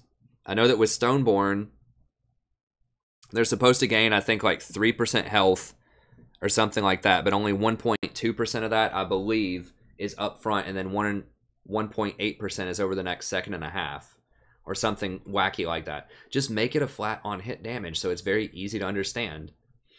Make sure it can't critical strike. I don't think it does. But just say, look, if you're hitting somebody for 200, you're going to do 60 more on-hit damage if you have 200 AD. I think that seems fair. And so it gives you a slow so you can stick to people, and then it gives your AD carry a pretty good little buff of extra damage that they're doing.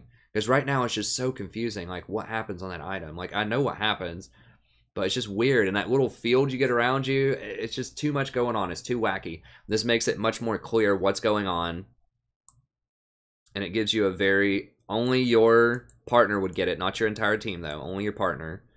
And I think that that extra 30% on hit damage would just make it a lot more clear. So I think this is cool. It'd be the same thing. Basically, you initiate a fight, you press your ult, you're able to stick to people and slow them down. And if your AD carry auto attacks the same people, they get a lot of damage. I think that makes it much more clear. Now, this is one of my favorite ones, and I really, really wish they would do this. I get so excited about this because I love Zezirot Portal last season. They nerfed it in the dirt where it's garbage. I want it to be a premier siege item. So if your team needs extra siege, you have a hard time taking down towers. Let's say you have like pretty much all melee champions and a Vayne or something like that, and you just can't siege towers very well. This would be a good solution you could opt into. So take the cost from 2,700 to 2,200.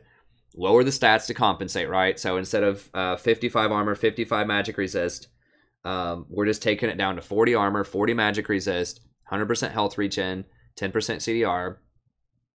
You'd still get point runner, which means you can run really fast around towers, which makes sense because then you're able to place your Zezirot. You actually run faster around your Zezirot too, which is cool. This also would make it to where it wouldn't be as abusable by champions like Udyr and Singed. They could still do it, but they're giving up a lot of armor and magic resist by doing that. Because those are two of the most annoying champions in the game that currently use the item, and they're the only ones that use the item for the most part. I think some of Nivea's build it, but it's just only like a handful of champions get it. So if you make it a standardized support item and make it bad for those corner cases, then that will stop it from getting abused. Okay, so this is what it would get. It would get CDR2, which is cool. So you notice all of the items that I'm changing around for support that don't have CDR, I'm giving them CDR. I think every support item should just come stock with 10% CDR. So that way, no matter which path you decide to go, you're going to have 40% CDR at 4 items. I think that's fair. Every champion needs CDR. CDR is a very fun stat. It lets you do more stuff in the game and just, you know, feel like you're making plays, feel like you're impactful. People like to do things. CDR is fun. So 10% CDR on every item that's a support item, I think is fair. So what I want to do with the active changes, I want all minions to do the same damage. No more of this extra damage on the first minion, on the fourth minion. Why? You're not going to time certain things around that. It's just random extra damage. So just take that away, and we're going to put that power elsewhere. I want the minion spawn time to be reduced from 4 seconds to 3 seconds. So you're going to get out more minions faster, 25% faster. I want champions to have to hit the minion twice before it dies. I think it's really stupid right now. They can just attack it once and it dies. So if it's open field, yeah, they can just attack it twice and it's going to die. It's not a big deal. But if it's in the middle of a minion wave that's crashing in, they can't just focus fire those out one at a time. It's going to take them 2 more shots, which means the minions are going to be on their tower. So it adds extra pressure to the tower because it takes 2 champion shots to kill it. Now, I do think that 1 tower shot should kill it. Not 2, 1 tower shot. Because I don't think this thing should be able to take a tower by itself with no minion wave. I think that'd be stupid. But I think that 2 champion shots, 1 tower shot. I want to lower the time that it lasts from 120 seconds to 30 seconds. So I want this to be a very focused window of power, right? So I want it to be like, okay, we're sieging up. We've got 2 minion waves. We drop it right now on one of them, and it'll still be here for the next one, right? Because a minion wave comes every 30 seconds. So you drop it on one of them, then it should be there for the next one. You could make it last 40 seconds if you want it to be a little bit longer. But the goal is you're trying to take this tower in 2 minion waves. It's not there to split push anymore like it was last season. That's what I'm doing with Banner of Command. This one, I want it to just be for sieging. I want the cooldown to be reduced from 120 seconds to 90 seconds.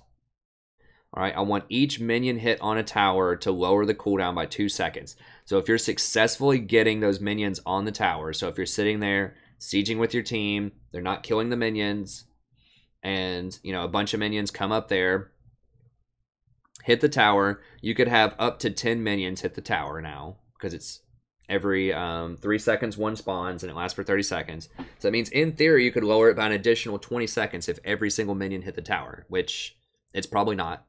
But I think that would be a cool mechanic. So if you're successfully doing what you need to do, you're lowering the cooldown on it. And then I want the health of the gate reduced as well from 5 to 3. So only 3 auto attacks would kill this gate. So if they actually get to the gate, they can kill it really quickly. So once again, I don't want this to be a split push item. I don't want Singe to be able to go AFK and drop this thing like near a tower and just be really annoying for 2 minutes, right? Like I want it to be very deliberate. I'm with the team. We're grouped up. We're sieging a tower. And I want the gold on minion kills to be from 0 to 5. So I want the enemy team to be rewarded if they kill those minions, right? So if you drop it at the wrong time, or if they're just doing a really good job handling it, I want them to get some gold. Now, it's not going to be a lot of gold. It's 5 gold. There's 10 minions. They'll get 50 gold for it. But I do want them to get something for dealing with it, because this thing can be really annoying to deal with, right? And so being able to get that extra 5 gold, it takes 2 auto attacks to get it. So being able to get that extra 5 gold, I think would be really interesting and cool compensation if they can deal with this. So it's not going to be able to be up all the time. You're going to have it for one wave. A few of these are going to hit. Maybe you have a Ruby Sightstone. Then it sits out for a wave or 2. And then it's going to be back, in a few more waves. So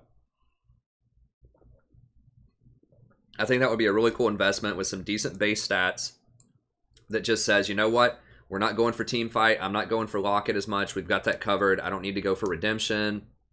I don't need to go for Knight's Vow. We've pretty much got this under control. We just need to try to close out this game. I think I'm just going to go for ZZ Rot Portal so that we can siege really well. And so now you would have great choices. You would have ZZ Rot. Okay, we need to siege. You would have, okay, we need to split push so we can relieve pressure and maybe go for Baron. That's what we're going to do with Banner of Command. Now we've got Locket of the Iron Solari. I can get that without feeling like I can't do anything because I don't have enough CDR. I can actually get Gargoyle Stoneplay because it's only 2,200 gold now. It's got CDR on it, so I'm not sacrificing CDR if I really want to be able to engage. I want free scouting, so I can go for, or not free, but I want to invest in scouting, so I can go for Frost Queens. So I think all of these are cool. I don't have to pick a champion that can use Ardent Censer because it's a good item, but now there are other items that could also be good. So I think that all of these changes would be super cool. But anyways, sorry if that's not your thing. Just let me know in the comments. I know I talked about that for a while, and it's delaying my tier list video, which this is going to be like a 3-hour video. I should have just probably done that in a separate video, but I just got hyped about it. I was excited, and so I just figured I'd throw it on the same video. But anyways, I'll have timestamps. For people that aren't interested, they can skip it. But we'll see if any of these kind of become right over time. I think some of them are a little far out. Like, I don't think they're going to change the ZZ Rot and some other stuff. It would be really cool if they changed it kind of like this. Or at least if I identified stuff that they needed to change and they actually did change it. That would be cool. But anyways, that's my vision. That's what I would do if I was on the balance team. Okay, so support tier list. Not a lot has changed here. I still think Janna's must pick, must ban. Nothing really changed. Ardent Censer got nerfed a little bit, but as I explained above, it's so powerful that it could afford to get nerfed. It's fine. It's still ridiculously powerful. Rakan, still my favorite engaged champion right now. He can use Ardent Censer, he can use Zeke's, he can use Wind Speakers, he can use Courage of the Colossus, he can use Redemption, Locket, Zeke's Convergence. he can just use a ton of different items depending on the game situation. So he's very, very flexible. There are some counter picks to him. Morgana's probably the best counter pick to him. Thresh is pretty good into him. So there are some, and Janna's really good against him. So there is some counterplay to him, but I like him because he can engage very well, and he can escape, and he has excellent scaling on his shields and his heal.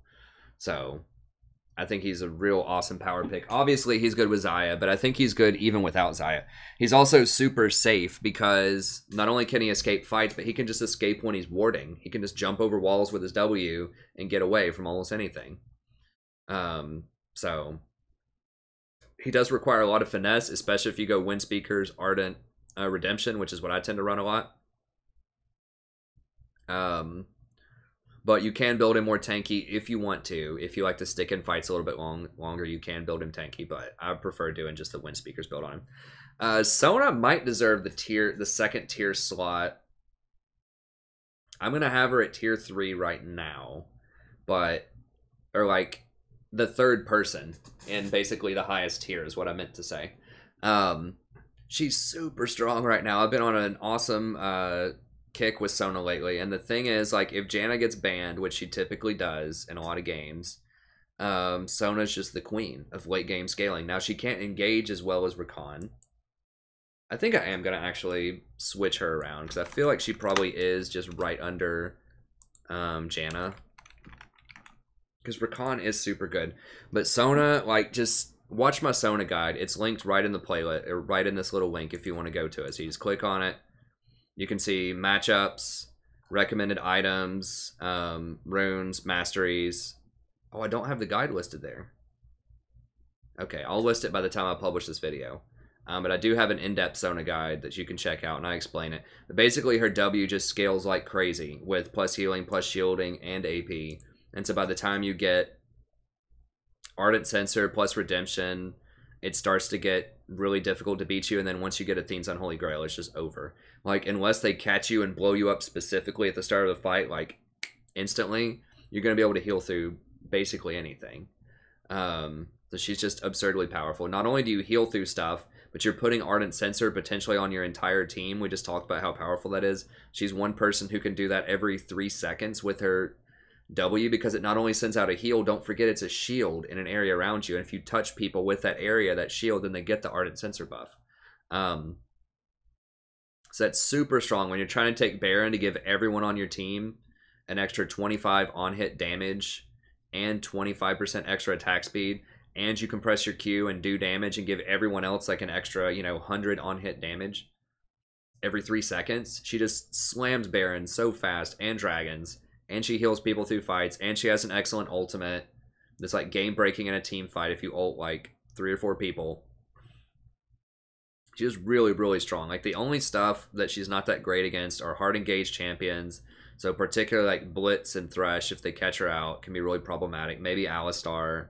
But other than that, she's strong. She can bully out Rakan, Lulu, and she can go toe-to-toe with Nami in the early game. She's also a great babysitter that I just talked about. So if you have a Twitch on your team, or a Vayne, or just somebody else who's not going to be great early on, and you're against a Caitlyn, or you're against Jhin, some other kind of aggressive early game champion, then you can just heal through. You can just kind of go into defensive mode and just use your W to heal primarily if you need to. So super strong, great itemization, definitely one of the best supports on this patch. Morgana, I still think deserves a place really far up here. I've, come to enjoy her a lot more. She's very good against the champions that are good against Sona and Janna, pretty much. So she's good against Blitz, she's good against Thresh, she's really good against Rakan. She's going to get outscaled by Sona and Janna specifically, but she's excellent against tanks. They just don't have the power to break her shield. Her Q is excellent initiation. It's great peel. Her ultimate's pretty good peel. She can use Ardent Sensor. Her Black Shield triggers it. Also, if you run Stoneborn Pact on her, her Q will trigger Ardent Sensor on anybody that auto-attacks the queued person. So she is a little clunky. That Q is very slow moving. It's pretty easy to dodge at higher elos, but if you catch people in bushes or you just throw enough of them, you will eventually hit people.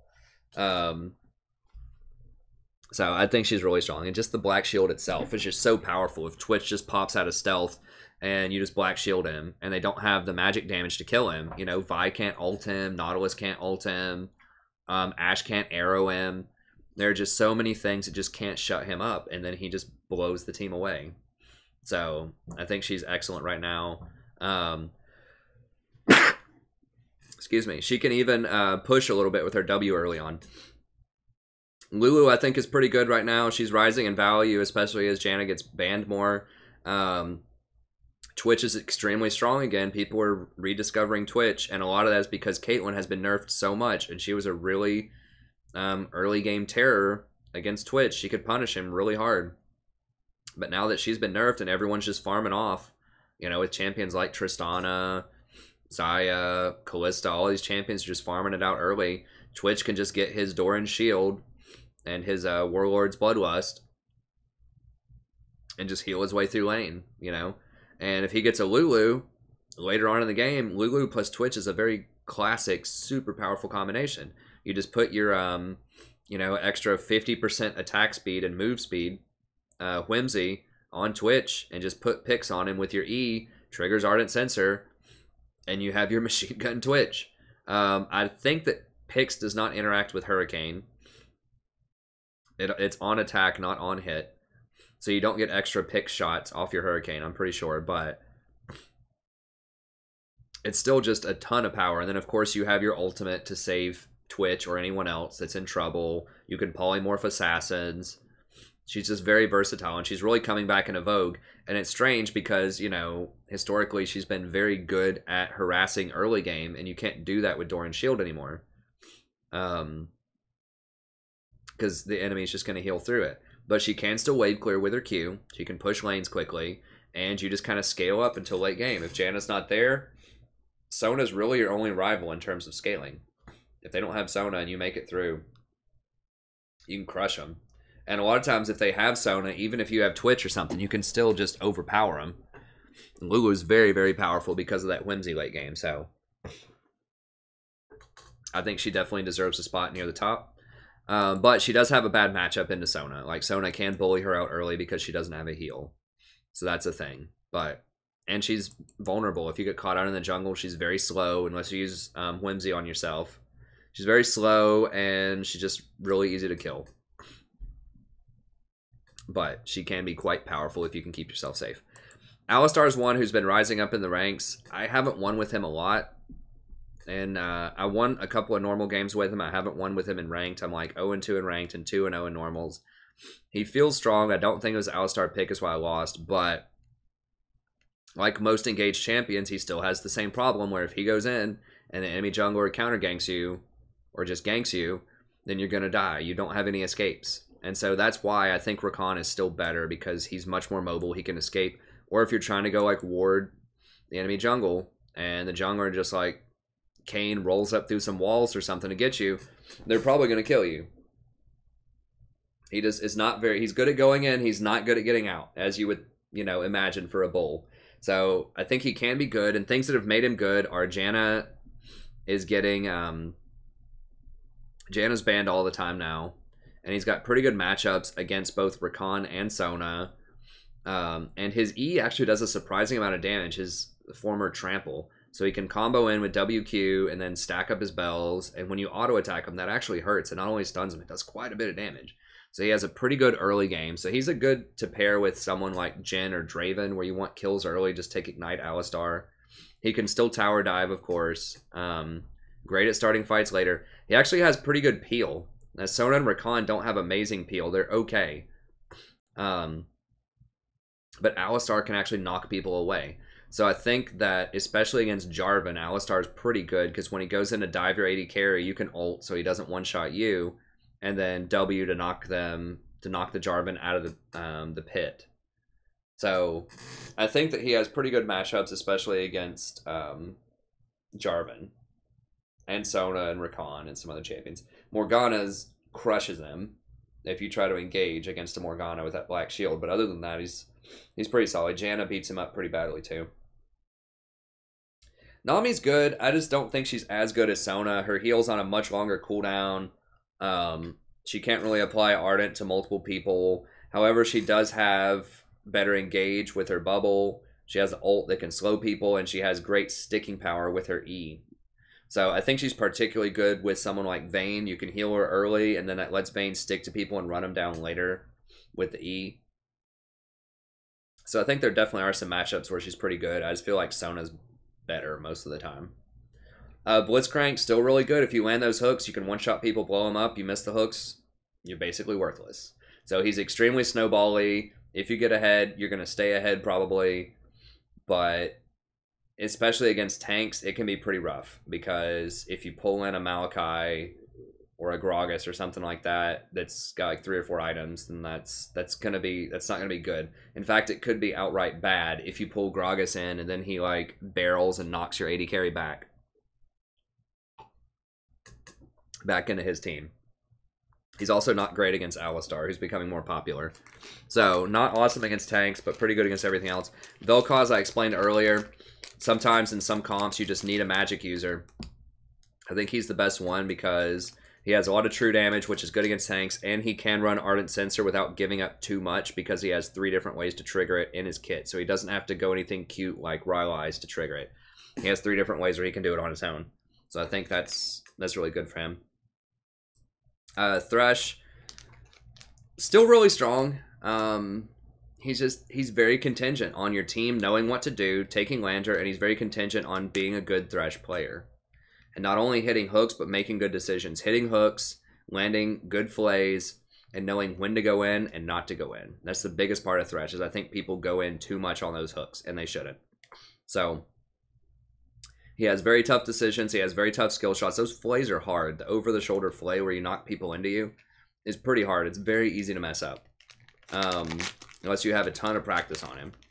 So you're just working really hard. Like he's, you know, very high effort, like medium reward, I would say. Like he can be rewarding if you hit the stuff. I just feel like you're working way harder than you need to. Like I feel like you could just have much more guaranteed victories off of someone like a Sona or a Rakan than you could Thresh. Morgana counters you super hard too, and a lot of people know that, and they will pick Morgan to you, and it sucks. I tried playing Thresh in normals the other day, and someone picked Morgan to me, and I just could not do anything all game, hardly. It's very frustrating. Because even if you manage to hook somebody before she black shields, if you go in, she's just going to ult you. She's going to black shield them as you go in. And then she's going to ult you once you arrive. And probably kill you. With her team, of course, but it's just rough. Soraka can be very strong. She's a lot better at bronze and silver where people don't buy executioners or thornmail. But if someone on the enemy team has executioner's calling or thornmail or Morellonomicon, thornmail and Morello are extremely popular. People and ignite. People get Morellonomicon all the time as a mid laner, and it just happens to give grievous wounds. They get it mostly for the mana, and they get a free hardcore counter to Soraka. Or people get the Thornmail mostly against AD champions, but they get a free hardcore counter to Soraka. So they're just like really popular items that just incidentally host Soraka really hard, so people don't have to go out of their way to counter her these days. So she's all right. But she's just very, very risky. If the enemy team gets any of those items, it can be a big problem. Braum is another one who's like, okay, he peels, but he doesn't have great escapes if you get caught out. He doesn't have a lot of pressure early, and he doesn't scale with plus healing and shielding, and he can't use Ardent Sensor. So if you're just sitting there just like having a stare down against a Sona, and you're just hoping to win fights at the end of the game, it's probably not going to happen. Or against a Janna, they're just going to outscale you. So, like, he can be strong. I mean, if you have the higher scaling AD carry, if you have a Twitch and they have, like, a Gen or something, yeah, if you just protect Twitch with a shield, you know, you can probably win, but you can do that with a lot of champions. So, I don't know. I think he's okay. Tom Kinch is all right. I would only pick him in very specific circumstances where you're afraid your AD carry is just going to die a lot and there's nothing you can do about it. So, if they have a ton of assassins and you have an Ashe on your team or something, maybe you can pick him, but I think he also has a lot of problems in the current meta. Brand, I moved up. As I explained earlier, I think that he's pretty good at team fights. His stun is pretty solid. Coin actually lets him get to his items faster because it gives him so much extra gold that he can get his Leandries and Void Staff much faster. That does help him out quite a bit. He's one of the few champions, AP champions, that has really good all-in early. So, like, Zyra heavily relies on her poke from plants to, you know, get people low, and then she goes all in. Brand can just straight up kill somebody, you know, starting at level 3, especially with Ignite. You know, you just E, stun them with the Q, W, Ignite, and then just start autoing them. And a lot of times you can force them to either blow all their summoners or just die. So that's powerful. Ornn, I talked about a lot earlier. I don't think he's going to be that great to start with. I don't think people are going to know how to use him correctly. In fact, he could be actively bad if he baits your team into upgrading those items at the wrong time. So I think he's fun. I think he's going to be cool. I think eventually he'll be better. I think eventually, you know, maybe in a patch or two, he could be up to tier 2, maybe even tier 1 if people really go nuts with him. I think tier 2 is probably where he would cap out. But for right now, this is where I'm going to start him. I think it's not going to be a great week for him, but, you know, I think he will catch up eventually. Nautilus, good engage. A little on the squishy side for a tank. He's all right. He can actually go Ardent Sensor if you want. So he's okay. If you really need hard engage, I think he's all right. Zyra, still a ton of damage. Still great. She just has more downtime while you're waiting on those seeds than someone like Brand or Vel'Koz. Her ult is a little bit easier for people to dodge to get out of. You can still all in and kill people with your plants. But one of Zyra's big things is she had guaranteed reliable poke in lane versus as opposed to someone like Brand or Vel'Koz where you actually have to hit skill shots. She used to just be able to throw a Q plant on people, and if you hit it, great. If you didn't hit it, the plant would still chunk them out and Thunderlord proc them. You just don't have that kind of reliable damage anymore because they're just going to heal through it with Doran's Shield and Warlords. So she's still good, but I think the meta is just not quite right for her yet on many levels. Fiddlesticks can still be really strong. I mean, anytime you have a point click, 2.25 second fear, it's very strong. He can use Ardent Sensor with that fear. I would pick him against Assassins maybe, like if they have an Akali and a Kassadin or something and Jano's banned, you might want to pick him up. Or if you just need AP damage and a fear, that could be good. Trundle's pretty good. He's been seeing some more pro play. I think he's good against immobile 80 carries like Ashe, Varus, who are starting to come back a little bit, Jhin. But he's going to have a harder time against, you know, someone like Tristana. I guess he's pretty good in a Draven. Someone like Tristana, Sivir, and just a couple other popular champions. So I think he's good. He does break tanks, but the problem is his pillar has a really long cooldown compared to what it used to have. And, you know, melee supports that don't scale with plus healing and shielding, I think are still problematic for solo queue, but he can still be pretty good. And finally, I think Taric is good in team fights, but he doesn't have escapes, and he doesn't really have engage. Like, you can engage with your stun, but it's very easy to outplay and dodge that. And, yeah, I mean, he has good scaling with plus healing and shielding, but, like, his kit is just designed to where you have to be in melee combat constantly auto-attacking people, and I just don't think that's a good place to be in this meta. I think you're going to get caught out and killed because you have no escapes. You're just trying to sit there and just auto-attack just to reset your cooldowns, and all of a sudden you lose. And there's too many opportunities to outplay him. Like, I like chances to outplay, as I explained earlier with my proposed changes, but there's just too many with him. Like, his E is just so telegraphed. And his ultimate takes like 2.5 seconds to charge. It's just so telegraphed. I wish they'd lower that to like 1.5 seconds or something. That would help out so much, but... Anyways, that's going to be it. I'm not going to go over all the rest of them. There are a ton extra you can look at. I just usually go over the first 3 tiers. Bard can be really strong. He's just all in on the early game, and he doesn't have any scaling outside of his meeps. So I think he's problematic in many ways. Karma can't really harass early. Gets outscaled by most other enchanters. Galio can be good. Doesn't have a lot of great escapes. Zillion can be good. Very contingent on landing double bombs. So like all these champions can be good. But I think they're just inherently a little bit more risky and a little bit less reliable than some other champions. Okay, well that's going to be it for this super long video. Thanks for hanging with me. Sorry it's so long. I just really wanted to do that new section. I wasn't sure how long it was going to take, but I thought it was pretty cool. Let me know in the comments what you thought about that. I could do an entire separate video about these like balancing wish lists eventually.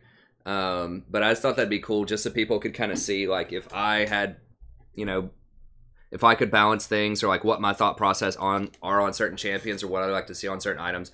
I don't know. I thought it was fun. I thought it was a cool mental exercise to sort of see, you know, what I think would help improve sort of the balance in some of the aspects of the game. But anyways, that's going to be it. Thank you very much. Have a good day, and I'll see you next time.